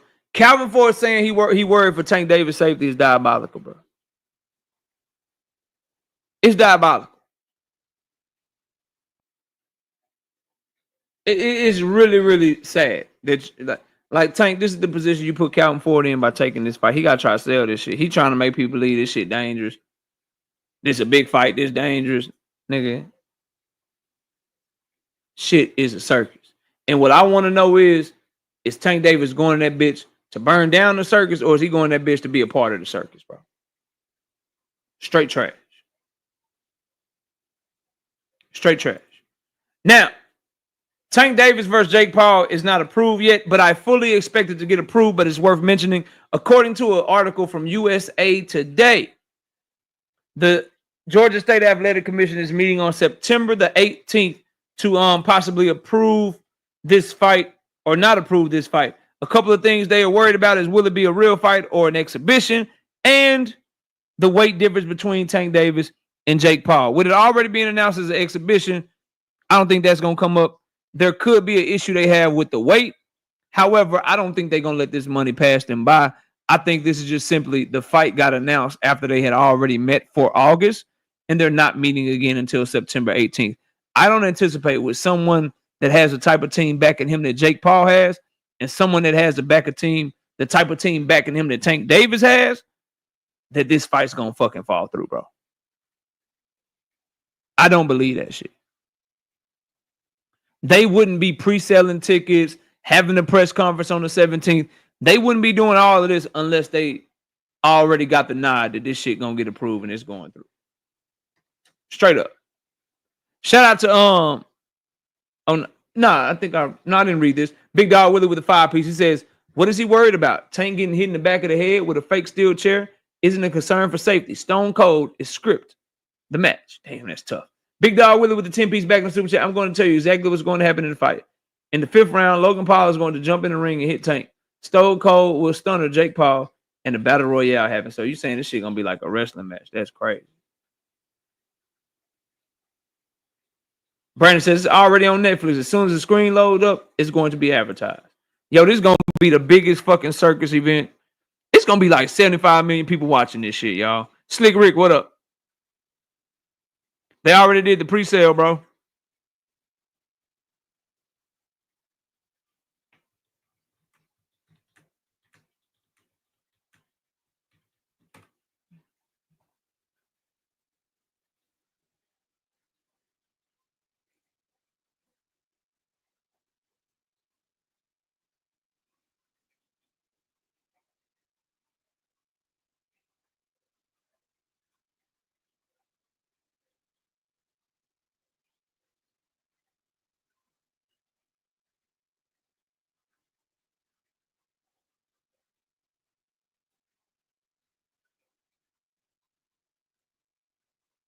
Here you go, right here.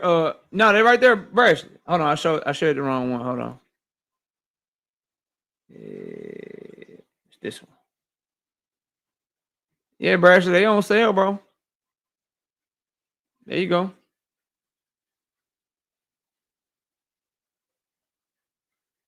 They on sale, fam. It's StubHub, homie.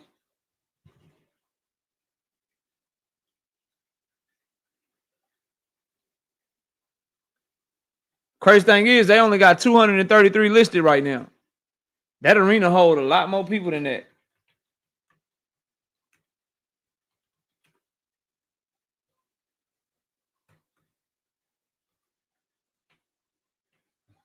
That arena holds 17,000. They got 233 tickets. Look at these damn. The nosebleeds cost fucking $350. They about to do a crazy live gate, bro.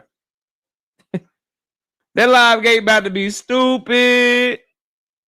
That live gate about to be dumb, bro. Anyway, let's move on to what Canelo had to say. I'm off of that shit, bro. I'm off of that shit. Tank, this is all your fucking fault.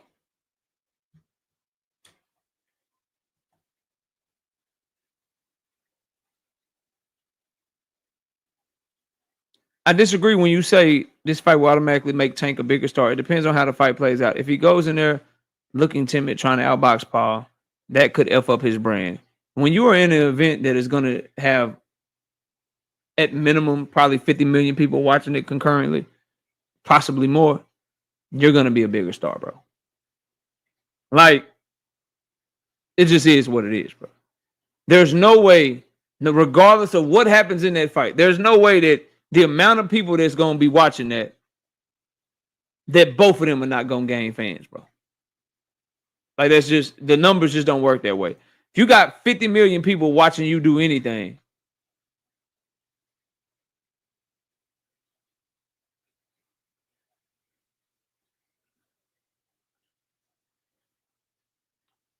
NHA2 says, sad part is this mockery of a fight will outshine the real stat card boxing event happening around the same date. That's true. That is sad.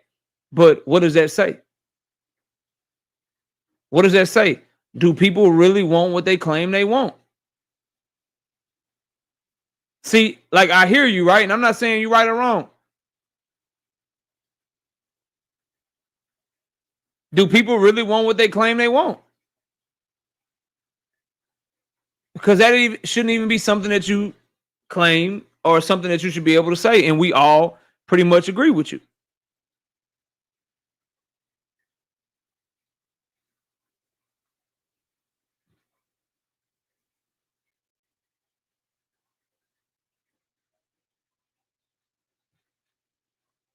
Do y'all really want what y'all claim y'all want?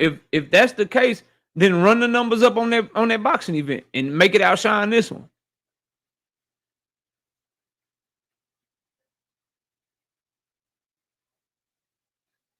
Anyway, Canelo says his fight with Crawford is different.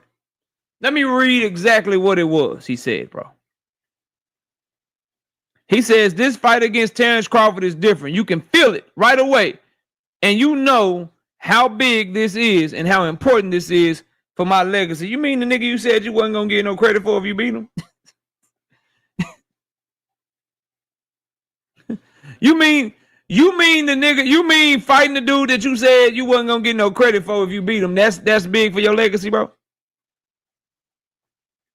What up, Dre's Finest? We talking about Canelo now. Canelo full of shit, man. Whoever he fighting is a big legacy fight. Whoever he fighting is the best. Whoever he's fighting means so much more than anybody else he could be fighting. Get the fuck out of my face, bro. Get out of my face. This fight is garbage, bro. This fight is trash for Canelo. It's trash.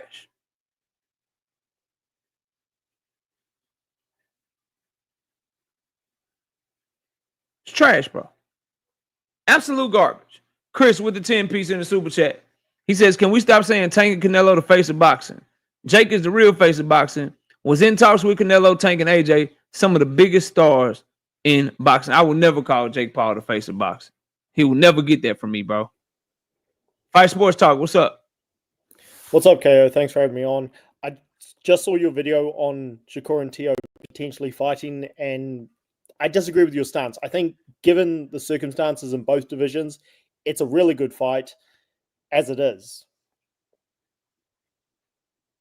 I think it's a trash fight. Well, okay, given it's not the fight I would have liked at first. I would have preferred Teo fight Haney. I said this on your show after the New York card. I would have preferred Shakur fight the champions in his division, but nobody's looking to fight Muratala because, no offense to the guy, he's not a big name. Tank's got the Jake Paul thing. Tank's got the Jake Paul thing. Keyshawn messed things up, so he doesn't really have a big dance partner at the moment. The Zepeda fight was arguably the biggest fight for him at the time, and he won that. Teo has screwed things up, so I think given the circumstances, I personally think it's a badass fight, and I think the sport needs it. I think it's trash. So you think it's a badass fight? So let's do this, bro. You give me your points, and then I'll just respond to you. Well, you ain't got to do that, Bella. I'm gonna say it right here. Yeah, go ahead. I think it's a badass fight because both guys are champions. They're both two of the biggest names of this era. They don't have dance partners at the moment. Again, Shakur's division is kind of screwed up, and Teo screwed things up for himself with the Haney thing. So for that reason alone, I'm not saying it's going to be the most exciting fight, but in terms of what we love to say, best fighting the best, I think it's really good for those reasons. I think it's a great fight if that was all that we were talking about. The reason I don't like the fight is because if Shakur Stevenson wins, what he plans to do after that. I don't like the fight because Shakur Stevenson is on some buddy brother shit with Keyshawn Davis, and Keyshawn is #1 in the WBO. His plan is to fight Team Alifu after beating Team Alifu, dropping the damn belt, and then moving back down so Keyshawn could just pick up the vacant belt. I don't like the precedent of playing hot potato tag team champions in an individual sport. That's what I don't like about the fight. I don't know if you did or didn't watch the video, but that's what I said in the video. The fight in a vacuum, if we're just talking Shakur Stevenson versus Team Alifu Teofimo, I'm fucking with it. I think it's a great fight from a legacy standpoint. The issue that I have with the fight is everything surrounding the fight, surrounding what Shakur would do if he wins. I would rather just Shakur handle his business at 135 and let Team Alifu fight Keyshawn Davis. And Keyshawn Davis should feel some type of way with Shakur even having that type of plan to basically just gift him a belt. Like, yo, I'm going to go up here, I'm going to beat your tough competition. Then after I beat him, I'm going to drop the belt, and then you can fight a bum for the vacant. That's trash, bro. That tag team brother championship shit, man, I'm not messing with it. That's why I don't like the fight. I'd rather Shakur fight one of these guys at 135 and let Keyshawn handle that Team Alifu work since he's #1 in the WBO. Or if you want to move up, if you're Shakur and you want to fight Team Alifu, you should campaign at the weight class and defend your mandatories, try to unify, do everything else you did at the other divisions. I'm not for this hopscotch shit, bro.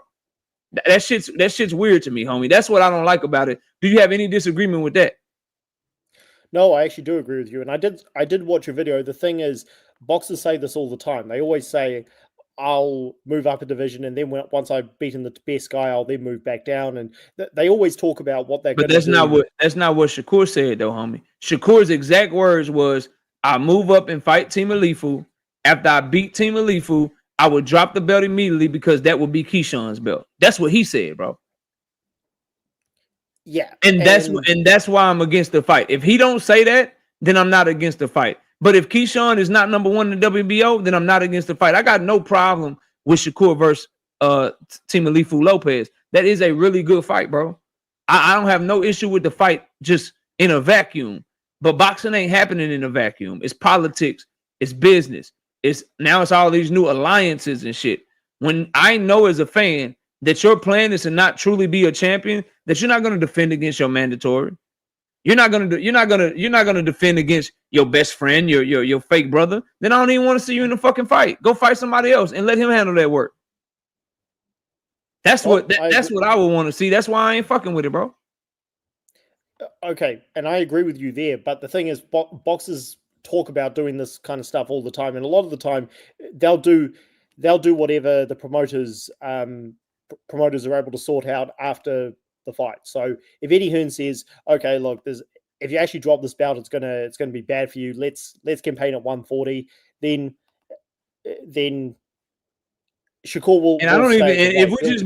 If we're being real though, I don't even think the fight can happen. I don't think the WBO put Keyshawn Davis there at number one for no reason. And I think if Bob Arum is going to set Team Alifu up to lose to anybody, it'll be to a fighter that he has control over, not a fighter that's a free agent or signed to another promotional company. So I really don't even trust Shakur Stevenson to get that fight with Team Alifu, to be honest with you.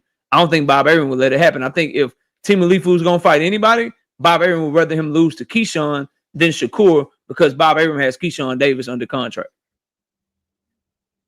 That's just my opinion. I don't even think the fight can happen. But if it were to happen, I wouldn't like it for the reasons that I named. And if you agree with me, then we really don't have a debate. I think we both think the fight is a really good fight.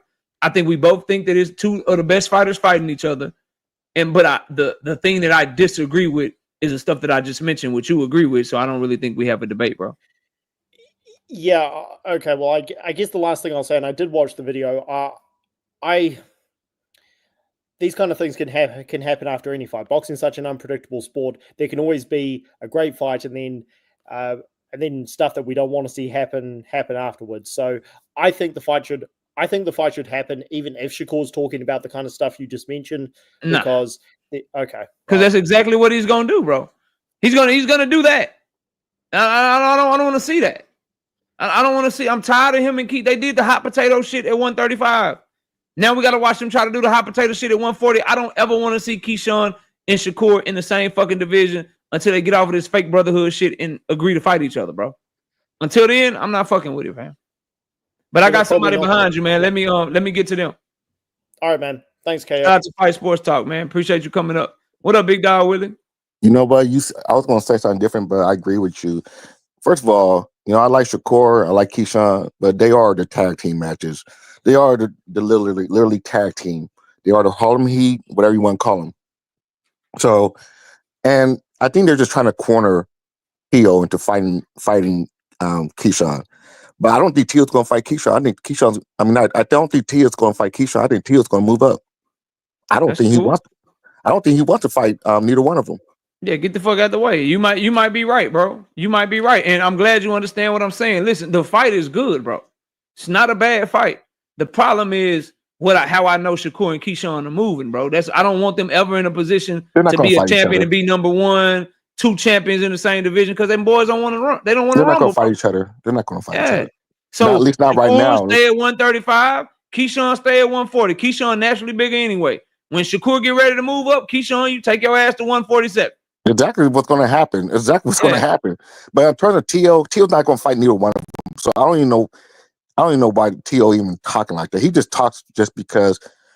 I'm not going to be mean about it, but when your wife gets smashed by a New York Giant and he has a fear of people who are a little bit more melanated than he is, he ain't trying to mess with us. already. Let me get to this Canelo and Crawford talk, bro, and then I'm gonna holler at you, okay? All right, bro. All right, salute to my dog, Big Dog Willie. Drink, I already shot the video, bro. It'll be posting first thing tomorrow morning, fam. I got that one done. These are the ones I'm doing, bro.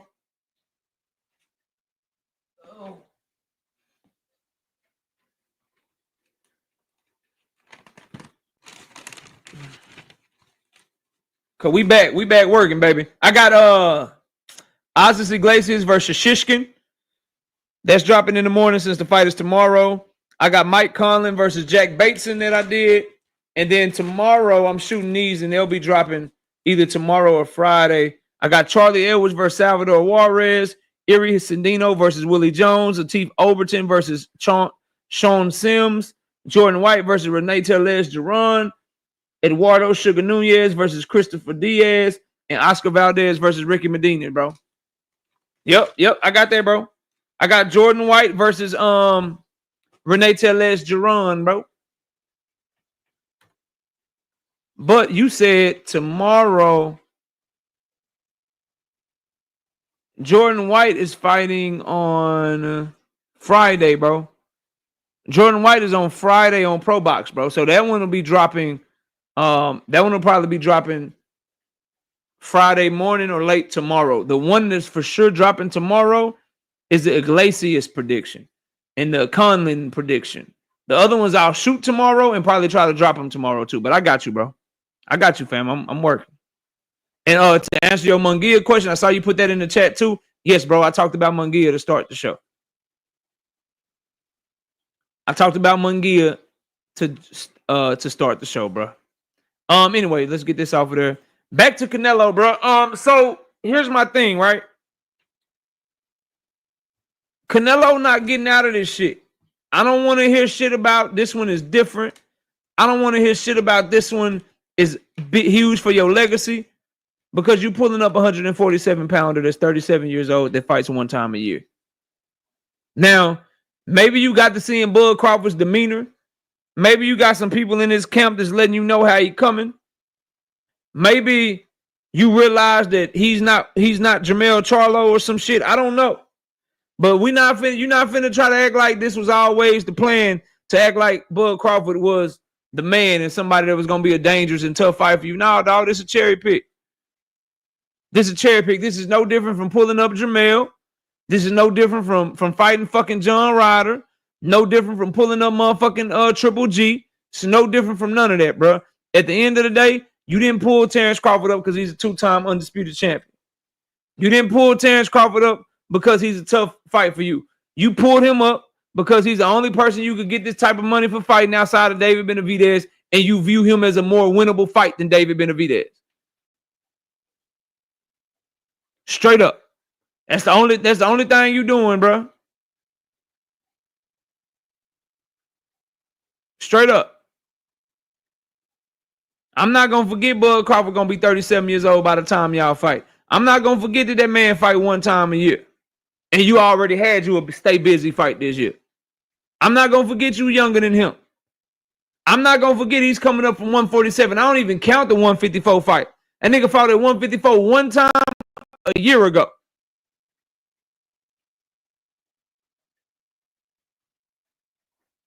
Straight up. And that's why a lot of us are hoping that Bud Crawford whoop that ass. Because you a fake, cherry-picking, diva-ass dude that don't really want to fight nobody and you just forced to fight Bud, bro. That's all, fam. This ain't no different. This shit a cherry pick. It's a high-priced cherry pick. Because you just fighting a fighter that want big money and you just fighting a cherry that don't know it's a cherry. There you go. That's the best way to say it, bro. Bud Crawford is a two-time undisputed champion, pound-for-pound level fighter. He don't know he a cherry. You fighting a cherry that don't know he a cherry yet, bro. And either you going to find out he not a cherry or he going to find out he is a cherry. But right now he a cherry, bro. It's like Pinocchio, believing he a real boy, but he really a wooden puppet. Not giving y'all that, bro. I'm not giving Canelo that one, bro. I'm not giving him that one. Boxing Hacker, what's up? Yo, what's up, KO? What's happening? Chilling, bro. So I was listening to you talk about why you didn't like the Shakur and Teo fight, right? And so I know you said that you don't feel like Keyshawn and Corey should be in the same division or whatever because they're cool or whatever, right? But here's the problem, though. I didn't say that. I want to let you cook, but I didn't say that. I said I don't want them in the same division because they refuse to fight each other. Sure. Not because they cool. Yeah, because they refuse to fight each other. Okay, fair enough. But the only reason we ever had a problem with that because we felt like they would hold up the division, right? If Shakur fights Teo and drops the belt, that's not holding up the division. So what's the problem there? Because if you just gonna go up there and try to hand wrap Keyshawn Davis a belt, I'm not fucking with that, bro. And Keyshawn shouldn't either. And no true boxing fan should fuck with it. So we cool. We cool. You could have a big fight. So I'm gonna take a big fight out your hands because I want it myself. I'm gonna take the big fight. Then I'm gonna drop the belt, and then you got to fight somebody for a vacant just so I'm gonna go back down. He's letting you know the only intention I have of fighting Teo is to get a bag, and then I'm gonna let Keyshawn get that belt. I'm not fucking with that, bro. That tag team championship, I'm not fucking with it, bro. But here's the problem with that though. If Teo doesn't want to fight Keyshawn, Keyshawn's not getting that fight anyway. It's not like Teo was choosing to fight Keyshawn, then he chose Shakur. Also, Shakur is not passing Keyshawn the belt. Shakur, if Shakur drops the belt, Teo will have to either fight for it. He probably have to fight for the belt. So it's the same thing. He's not gonna fight Teo. So technically speaking, he's not even gonna get a shot at Teo's belt. You know, because Teo's already made clear that he doesn't want to fight Keyshawn for whatever reason. So if that's but he's in a position to have to fight him because he's number one. And the top rank can petition that. He should either fight Keyshawn or be forced to drop his belt. And if we just being real, why does Shakur Stevenson deserve a shot? He's never fought at 140 pounds. It's the same reason why Bud Crawford don't really deserve a shot at motherfucking Canelo Alvarez. And the same reason why Lamar Roach didn't deserve a shot at Tank Davis, right? 100%. We can go down that so you can't be cool with Shakur. You can't be cool with Shakur getting a Teo shot, but you had a problem with Lamar Roach getting a Tank shot. Right. But you are cool with that though. So understand, I didn't like the Lamar Roach fight because I wanted the. But you like the Teo. I like the Shakur and Tank fight. Not that Lamar. No, you like the Shakur. You like the Shakur and Teo. You like the Shakur and Teo fight too. I thought Shakur and Tank. You like the Shakur and Teo fight too, though. Yeah, I like the Shakur. That's why I said. You don't like the Lamar Roach and Tank fight. I didn't like the Lamar Roach and Tank fight because I thought. But Shakur is the exact same position that Lamar Roach is in. Yes, and I mean, technically, yes, he's in the exact same. He's a champion of the division, but below, correct. But the reason why I didn't like the fight is different. It's not that the reason I didn't like the Lamar Roach fight is because I felt like at this point in Tank's career, he should be fighting Shakur. You know, he should be fighting he's never fought. You know, he's never fought Korean 135 champion.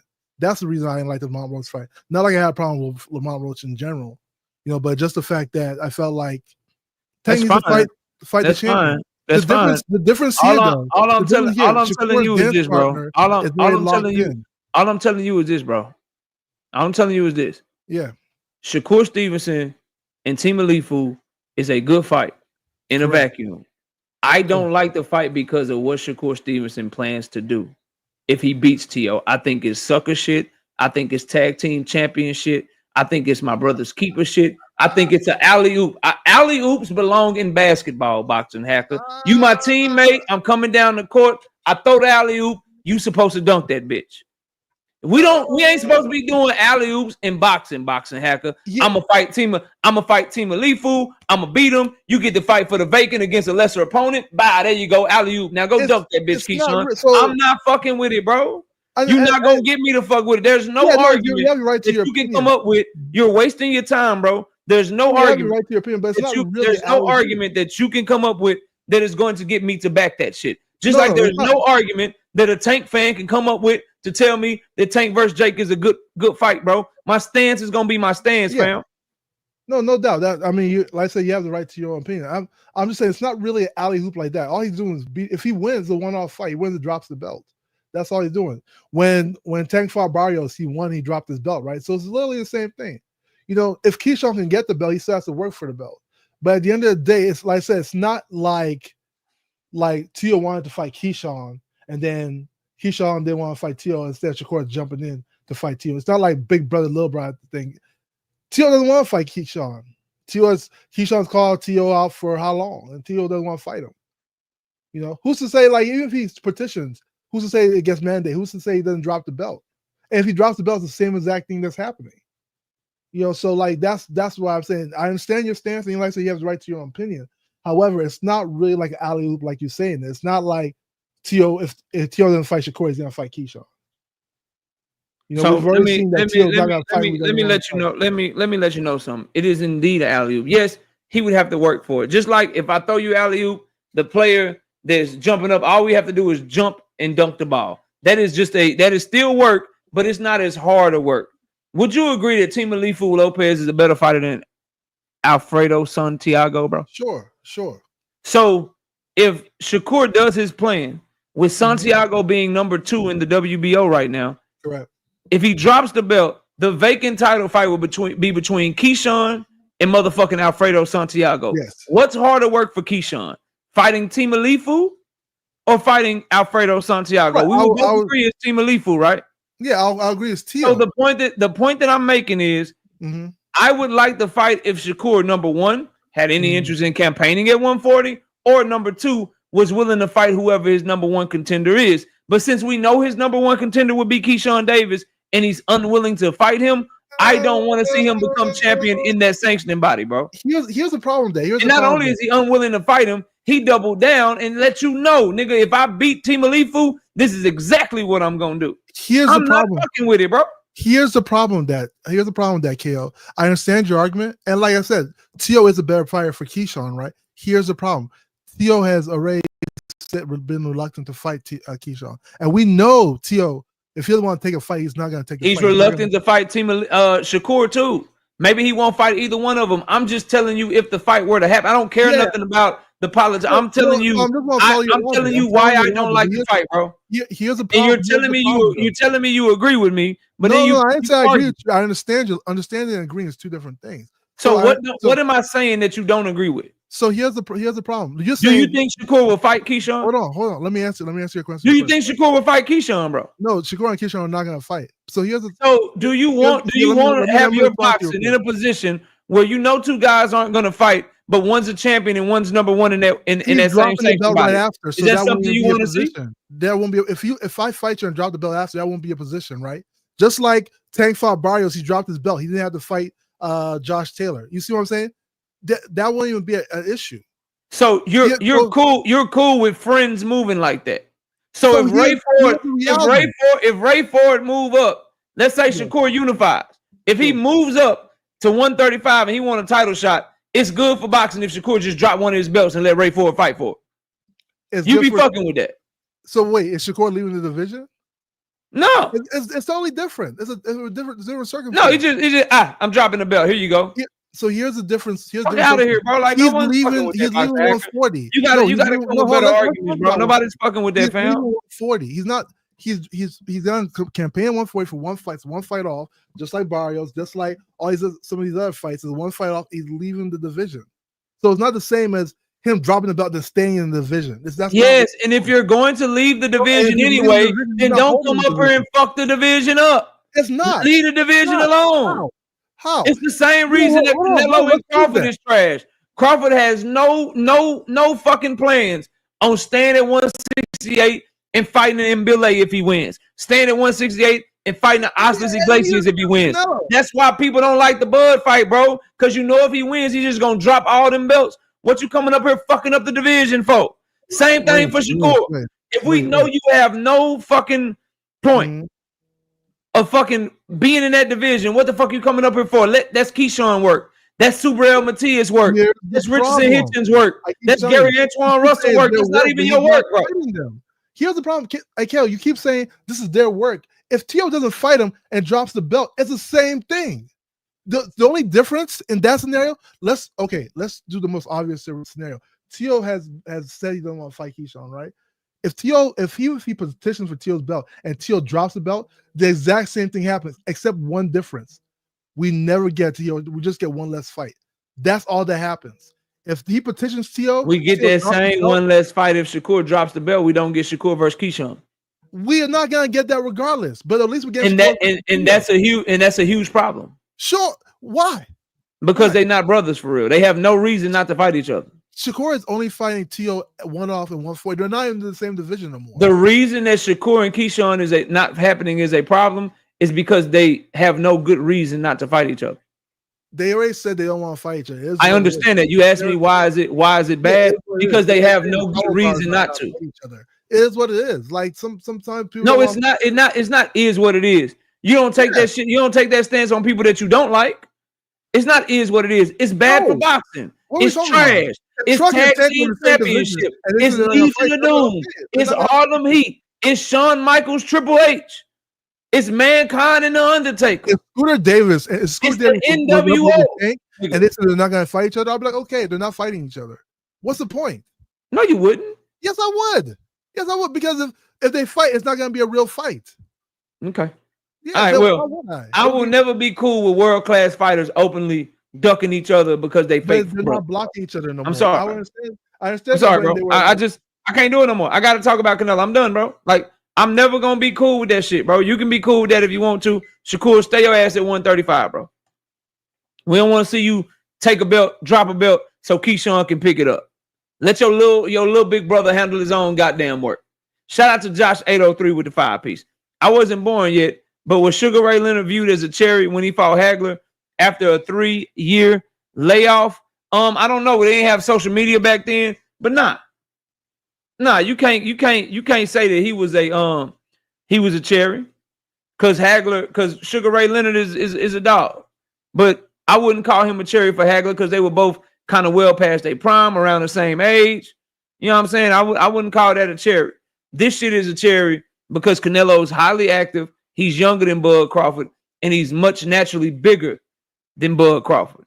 Ray Leonard punched hard, big, used to moving up a bunch of weight, fought bigger guys and shit. Like, Ray Leonard's a different animal, bro.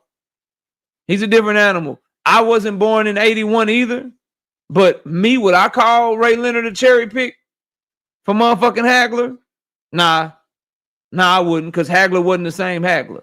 And Ray Leonard a different animal, bro. No disrespect to Bud, but Ray Leonard, that's a different dude you talking about, bro.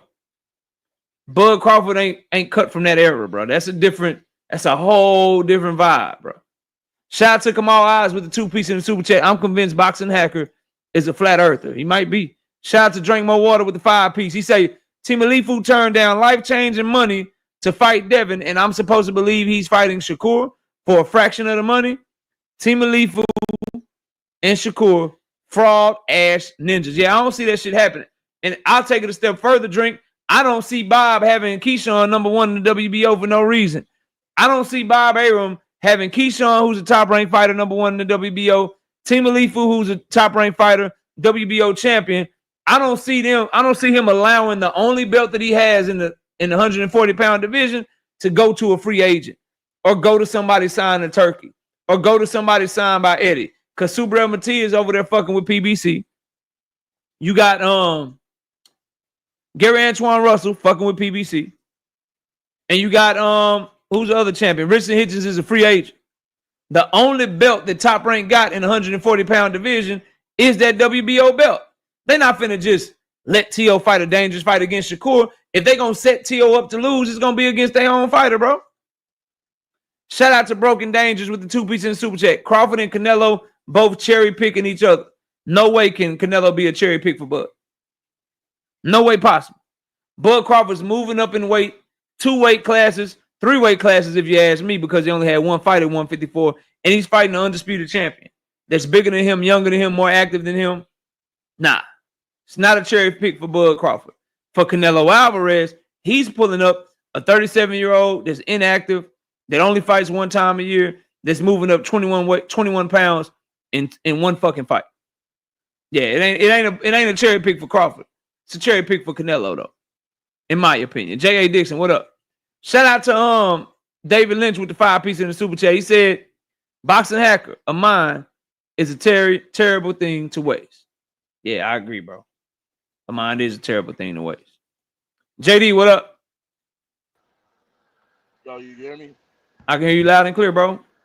All right, bro. So I'm back. So 2 things. So 1, I don't think that Canelo and Crawford. I don't think Crawford is a cherry pick for Canelo. I think that Crawford called out Canelo the way he was supposed to if you wanted to fight, and Canelo answered the call, right? Now, granted, he didn't do that for Benavidez, right? But he did it for Crawford, and if Crawford is who he says he is and who his fans say he is, then he's gonna beat Canelo. He's gonna beat him. Like it's gonna. I don't know if it's gonna be a stoppage, but I'm pretty sure he might get a decision, just from what I see. Mm-hmm. And then the second thing, I don't understand how y'all motherfuckers believe that Shakur could beat Teofimo, bro. Because I don't see it. I don't see Shakur beating Teo. And I see Teo taking the fight because he knows Let's not that even Shakur worry about that, because that's a hypothetical fight. Let's deal with the one we got. We can have that conversation later. Let's talk about the Canelo and Bud thing. You answered your own question to me though, to JD, and here's what I mean by that, bro. I hear what you're saying, but Canelo is Canelo, and it's a cherry pick because it ain't like Crawford was his only option. It ain't like he can't fight who he want to fight. It ain't like he couldn't get the Bivol rematch if he wanted it. It ain't like he couldn't get the David Benavidez fight if he wanted it. It ain't like he couldn't fight David Morrell if he wanted it. It ain't like he can't fight Archer Betterbeef if he wanted to. Canelo is in a position to where Turkey Al-Sheikh will pay him a bunch of money. PBC will pay him a bunch of money. He got a lot of people that pay him a bunch of money for whatever fight he chooses to pick. So I'm not doing the whole, Bud called him out and he just answered the call. Because a lot of guys that call Canelo out and he don't answer they call. You mentioned one, David Benavidez. So for me, I look at it like this, bro. When you can fight who you want to, like Canelo can, number one. And then number two, when the fighter that you choose is moving up 3 weight classes in one fight, and he's 37 years old, and he didn't get a fight in this year. You did. You got to get a fight in.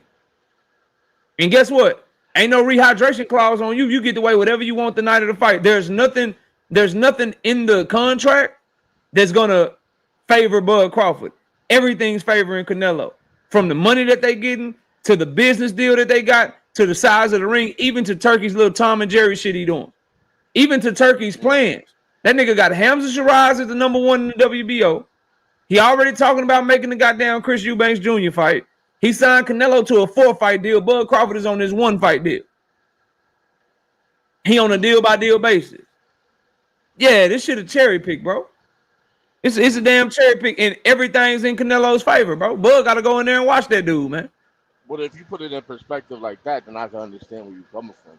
I'm speaking solely based on the fighters, not really the money. You know, the fighters themselves, what kind of fighters they are. Because if you're being realistic, if they were the same size their whole career, Yeah. Crawford is dangerous for Canelo. Do you think Canelo ducked David Benavidez? Of course. You think that was a bullshit move with him fighting Triple G and making him come up to 168 late in his career like that? Of course. You think it was bullshit what he did to Jermell Charlo, making him come up 2 weight classes? I agree with that too. What about I'm getting to a point, bro. What about John Ryder? You think John Ryder is a bullshit ass fight? I do. All right, so check it, right?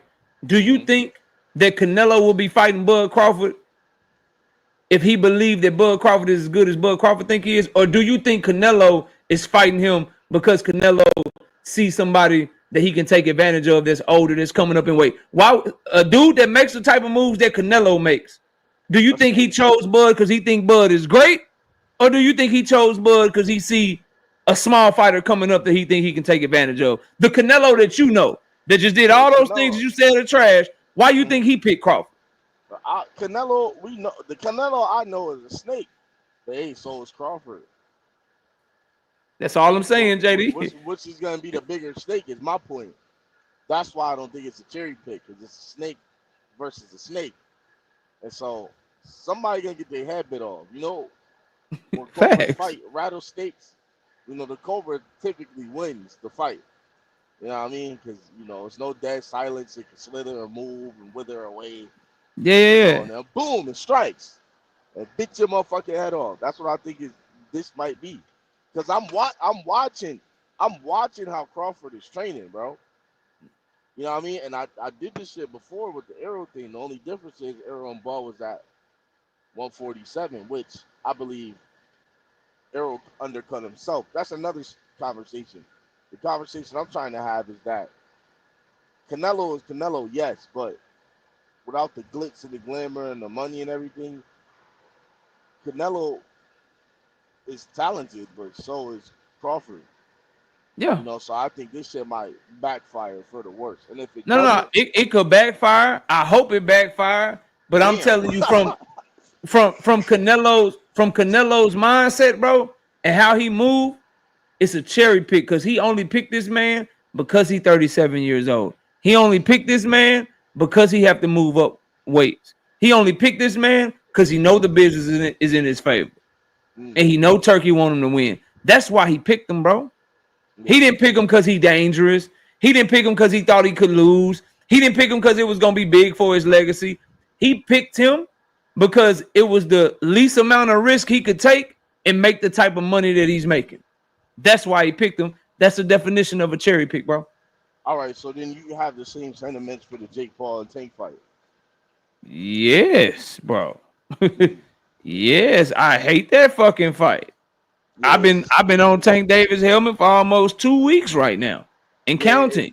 It's a money grab. It's really like I feel disrespected. It's a money grab and it's a duck of Lamont Roach right now. He got to go back and correct that shit, bro. It's a bad fucking look. It's garbage.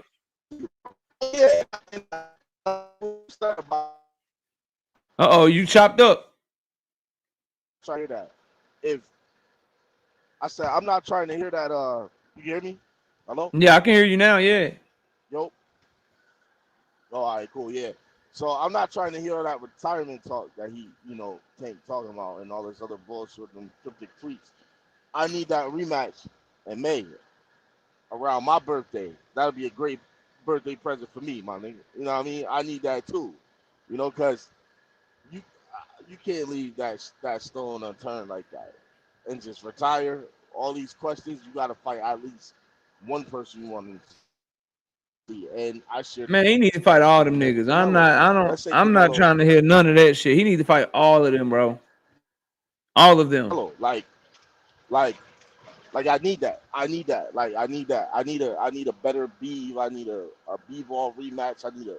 Definitely need a Benavidez, bro.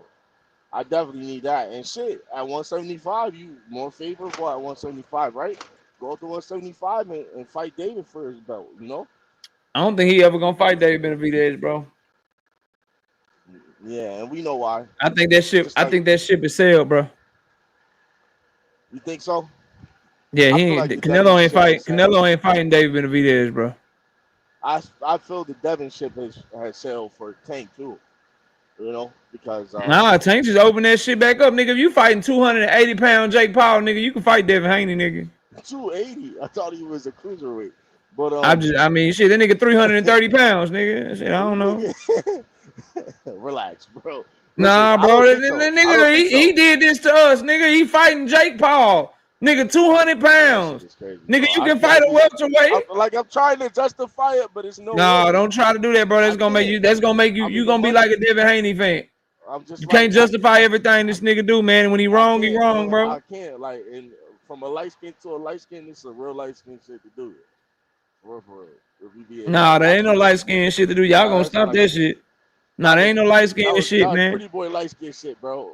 Nah, bro, y'all nigga gonna stop that. It's some sucker, soft ass dark skinned niggas too, man. Y'all gonna stop that shit. Dark skin, some of the softest niggas I know is dark skinned niggas. Y'all gonna stop that. Y'all gonna stop that shit. Light skin my ass. I know some tough motherfuckers that's dark. I done seen some soft ass dark skinned motherfuckers. Some all of that shit. Y'all gonna stop that, bro. Well, shit, nigga, I ain't claiming him as a member of the light skin committee. I'm not. Hey, the panel. Hey, chat. The panel's open too. By the way, y'all more than welcome to come up here the last 30 minutes of the show. Me and JD just talking a bunch of shit. I just like it's. I don't know how to look at this shit. Like, is it? I don't know if I should call it a cherry pick because it's like like you doing it for a money grab, but in a sense, it's part of legacy too, because he's 2-time undisputed, you 2-time undisputed. But this shit'll blow up in your face, just like the Bivol shit did, and it could blow up in the worst way, because if Crawford catch you right, he might put you out. He might put you out. I don't care what nobody say. A punch is a punch. The right punch that you don't see coming, you going to sleep, nigga. And Crawford the type, he's the lanky, short, wiry type nigga. You know, like a Tommy Hearns. You know, he clip you right, he going to sleep, and you know he on snack too. So I don't know, nigga. I don't know. Man, Steak versus cut something it else, you out. know. Hey, give me a second, real quick, y'all. Shout out to Santos Montanez. He says it's gonna be a circus fight with both guys carrying each other, robbing us for money, and the real boxer that need that money. Let me ask you something, Santos. Do you not have Netflix already? The fuck is you talking about robbing you for money, bro? You don't have a Netflix? Nigga, I give you my free. password, Santos. Yeah, you can have my I give you my password. password. If you ain't already got Netflix and this shit gonna run your pockets, man, you let me Yeah, know. they gonna bang your ass. You do that shit. Then them type niggas that stream fights, they don't even pay for it. They pirates. So it was good. It was good, Keisha. Me and Miss KO had a lot of fun. We had a lot of fun. We put some pictures up on the platform for y'all. But panel's open, man. Y'all go ahead and talk to me. I'm gonna go to David. David, what's up, man? What's going on, man? Yo, man, JD tripping, yo. what you mean? Bud ain't knocking shit out, man. Okay. Right. Bud couldn't knock out fucking Magnum off, man. We He couldn't knock out Magnum off. We said he wouldn't knock out Arrow too. He couldn't knock out Magnum off. Come on. He a fresher fighter. He fresh. Man, you know how hard that nigga Canelo chin is? Think about how many times he get constantly shit by heavy pressure, bro. Bud is not Ali fighting Foreman, yo. Okay. All right. Cut it out. Right. All right. Bud is no goddamn Ali. David, go ahead. David, go ahead and say what you gotta say real quick. And JD, let me pass it around. I gotta get to other people. David, you got anything else you want to say, bro? Oh yeah, man. I'm just sitting up here, man, just tripping, man. Just tripping. You know what I mean? Checking out what the conversation is. You know what I mean? Tripping out. You know, just parlaying. Well, let me pass it around. Shout out to my dog Levi Israel with the 5-piece in the Cash App too. I appreciate you, homie. B Hayes, what's up, bro?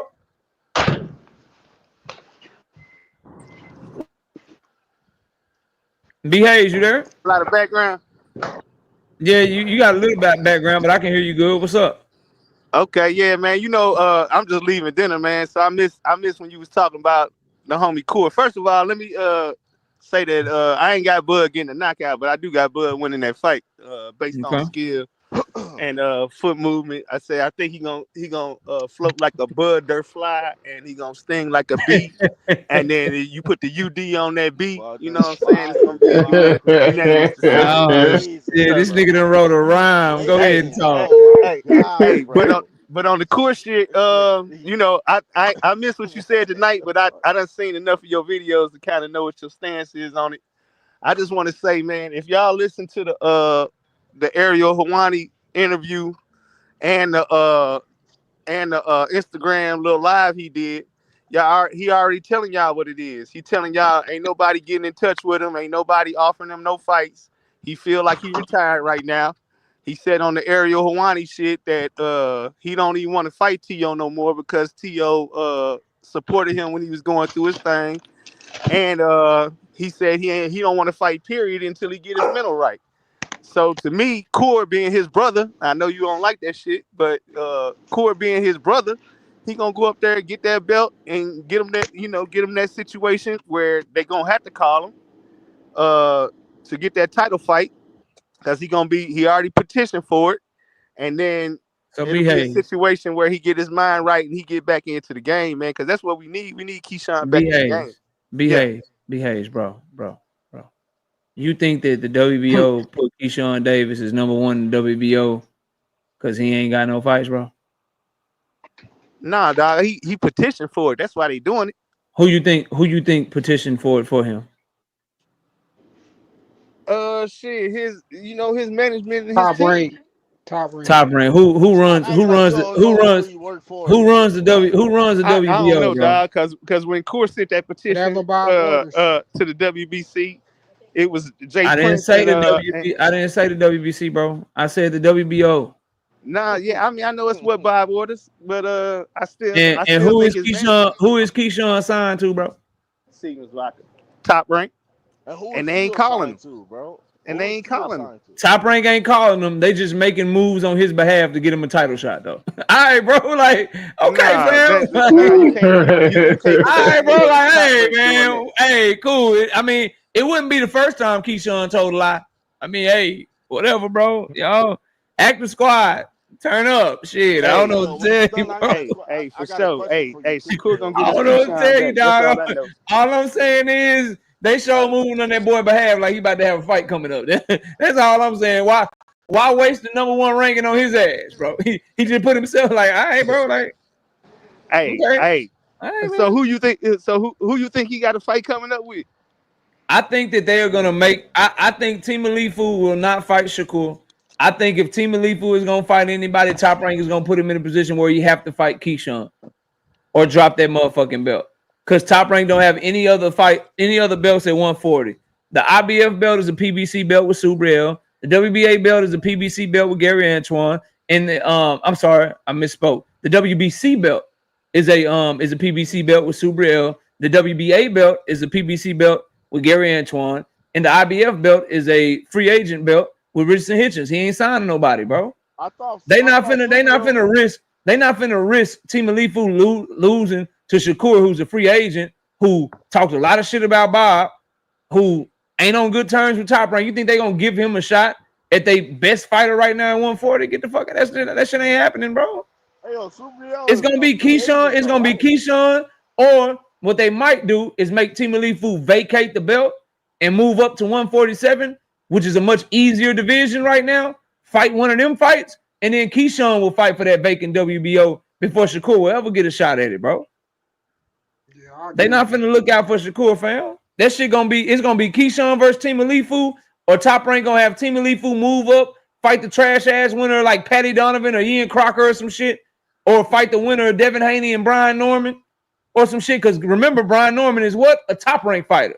Top Rank like they fighters to lose to each other, or if they send their fighters across the street, they matchmakers letting them know that nigga, our fighter got a better chance of winning that shit, which is why Devin Haney fans should wonder why Top Rank was willing to let Brian Norman fight Devin Haney. That's a whole nother conversation.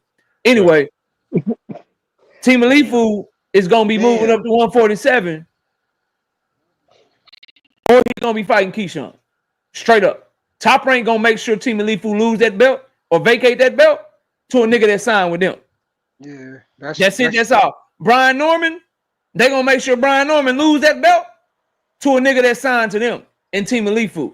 They feel real good about the Devin Haney fight. That's why they let him fight it. If they don't feel good about it, they wouldn't let him fight it, bro. All right. I mean, I see what your stance is. So you saying all the reports is capped, and they not waiting on Shakur to agree to the 18-by-18. Man, I don't believe nothing when it comes to Teofimo and what he got going on. The nigga didn't get the Devin Haney fight done. He didn't get the Jerome Boots in this fight. He ain't got nothing done with Turkey except Arnold Barboza. Wake me up when they announce the fight. I'm not saying it's a bad fight. I'm saying I don't like the fight because Shakur would just be fighting that motherfucker and dropping the belt like he Keyshawn daddy handed him a goddamn trust fund or some shit. So I don't like it. And I'd rather him just do his work at 135, bro. That's what I'm saying. Keyshawn in the ring with his mind right. Don't nothing get your mind right like a belt. Don't nothing get your mind right like a big fight and beating the nigga and not having somebody hand you some shit. Do you want to see Keyshawn versus Tio or Keyshawn versus Alfredo Santiago? Nigga, how is that helping? I mean, your mind ain't gotta be right. I would have been with it till the nigga was sounding weird, talking about he don't even want to fight Tio no more. Okay. Free agent, bro. Anyway, bro, y'all let me get to some other people paid. What's up? All right. What up? What you got for the show, fam? I just wanted to say what up to you, bro. I ain't really got shit. Already. What's up with you, man? I'm glad to talk to y'all, boy, man. Glad that everybody's back in the building. Salute to everybody Juke, what's up? I Oh, see you in the building. Talk I to had us, one Juke. more thing though, Oh, bro. One what's more up? What's thing. up? The reason why I said that I mean, no matter, I think it was just a bad move at I think with the timing, but I really think, bro, they doing that shit because I think that's more of a shot at Turkey, bro, because of the shit that he was doing. Um, I guess with blocking venues and shit, and obviously you know that he took the Canelo fight from Jake Paul as well. When they already had a signed contract and shit. So I understand where you coming from with, but when you say you don't like it, kind of, but it's like a circus fight. But at the same time, I feel like Jake Paul got a actual record in boxing, bro. But whether we respect it or not, Oh, that's to each his own. But No, pay, leave that alone. no, I'm just being real, bro. man. Regardless of how you feel about it, bro. Yeah, I think it's a business move more than anything. I don't think it's no. I just Facilitate based on that the time, fight. I just think it's a business move, bro. That shit trash though, bro.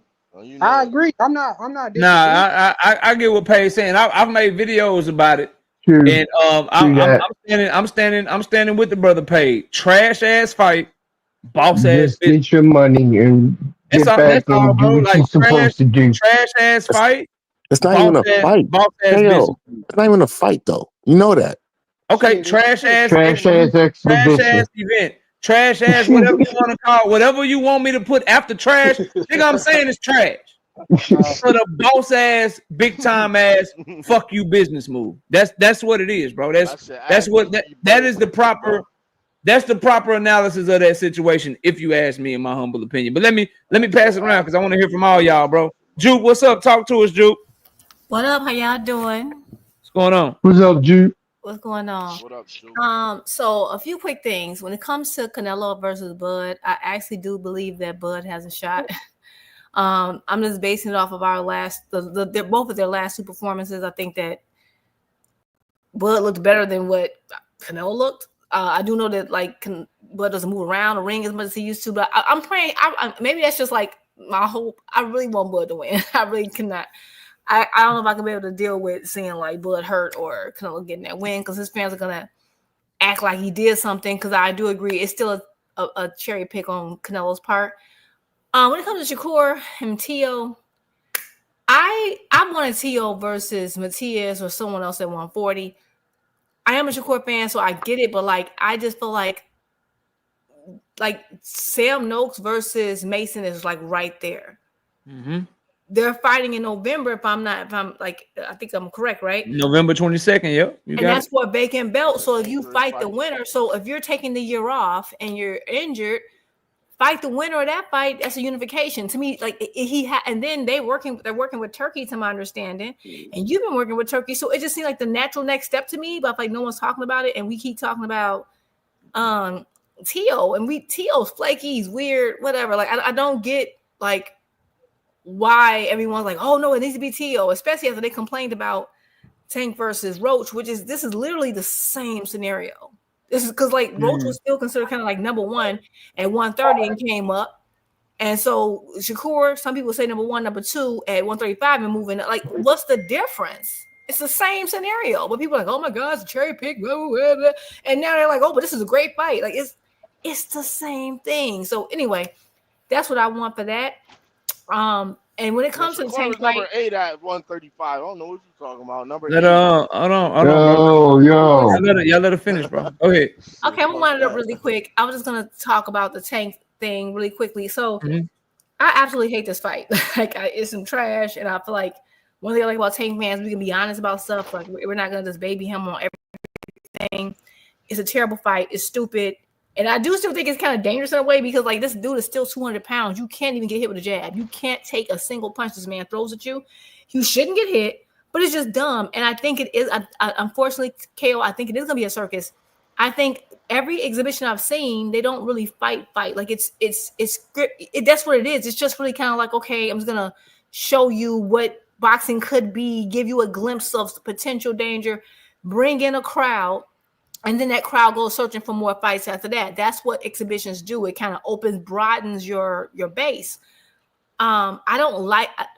Again, it's trash, and I think and Tank knows it's trash too because I was seeing how he responded to like this guy on Instagram who's like one of his OGs, he know it's trash. He know what he doing. You know what I'm saying? So he's got to deal with the heat, and he deserves it. But what I will say, I've noticed since this fight's been got announced, I haven't heard as much about, well, Turkey can do this fight, and Turkey they can go to Turkey for the Tank fight. I haven't heard that as much since.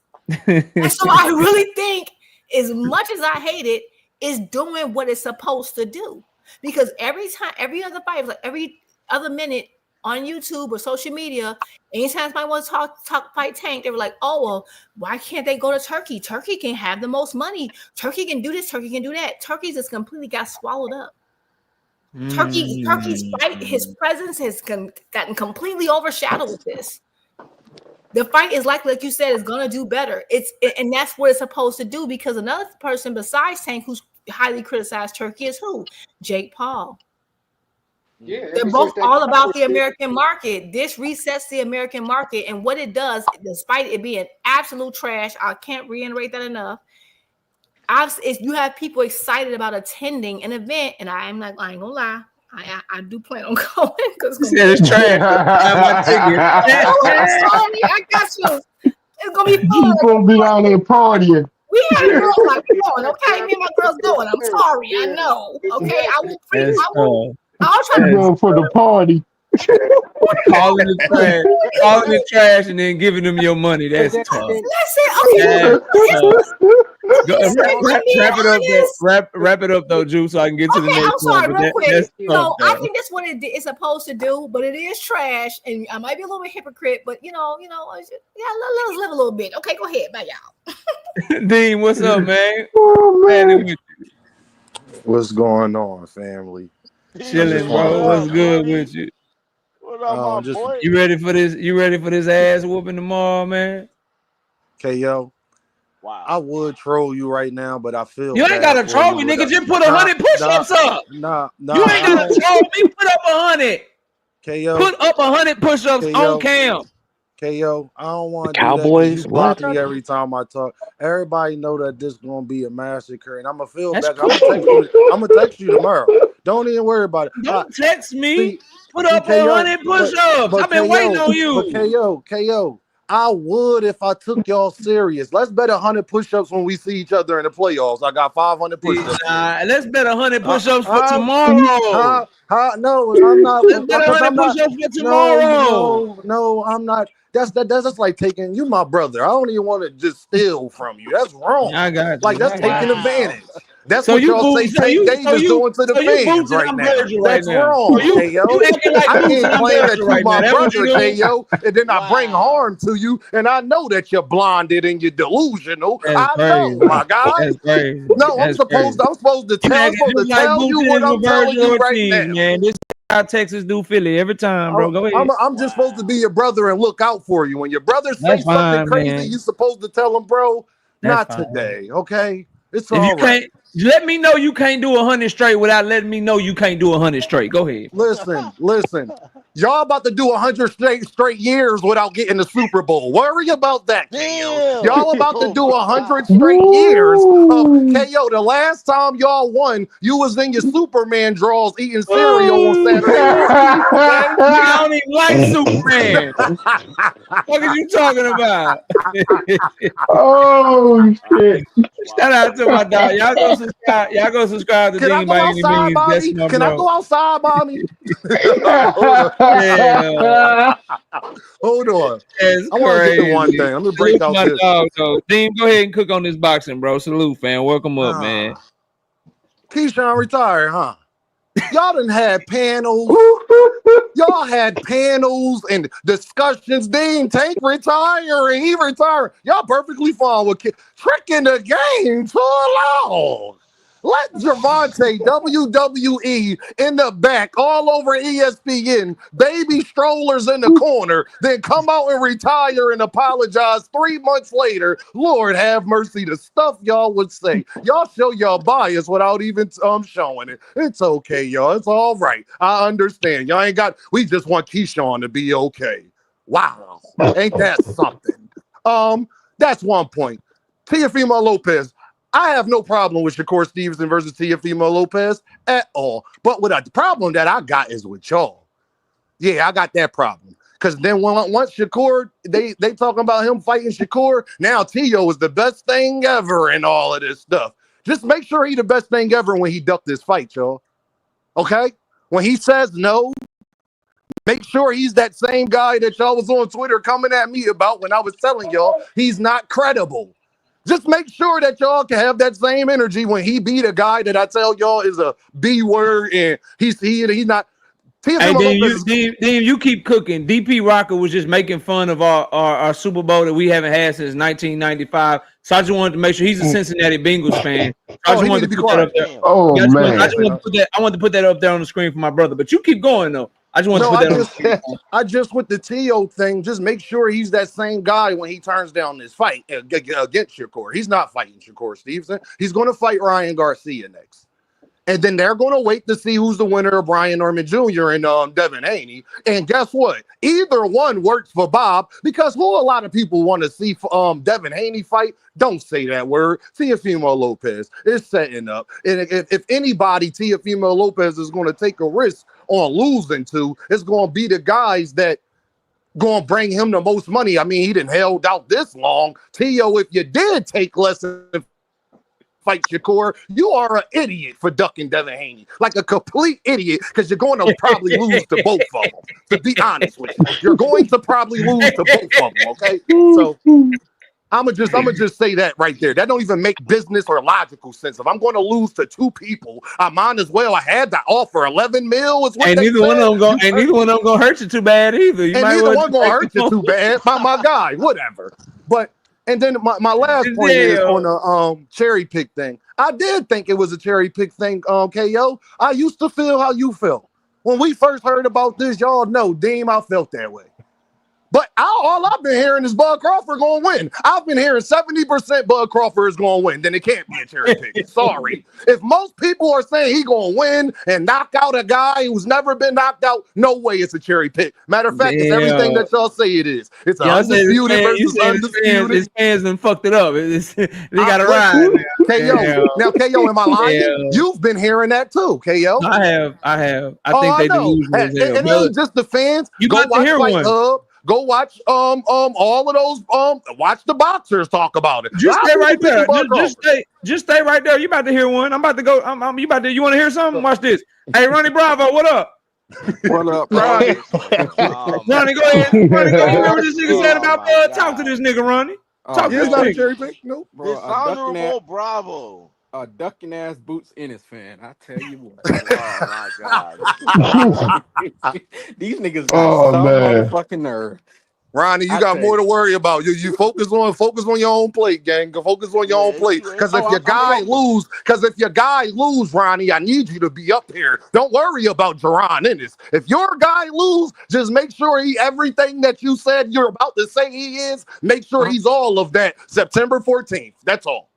Oh, I did. I'm gonna do the same thing I did on July the 28th. So don't you worry about that. Listen, y'all up here. Ronnie, welcome to the show, Ronnie. What you got though, bro? Y'all let the brother cook real quick. Go ahead, Ronnie. I'm listening, bro. I appreciate it. You know, listen, everybody is up here talking about some good stuff. I just want to know, Deem, he talked a lot of shit, but are you gonna be ready to, redo your pound for pound all time list?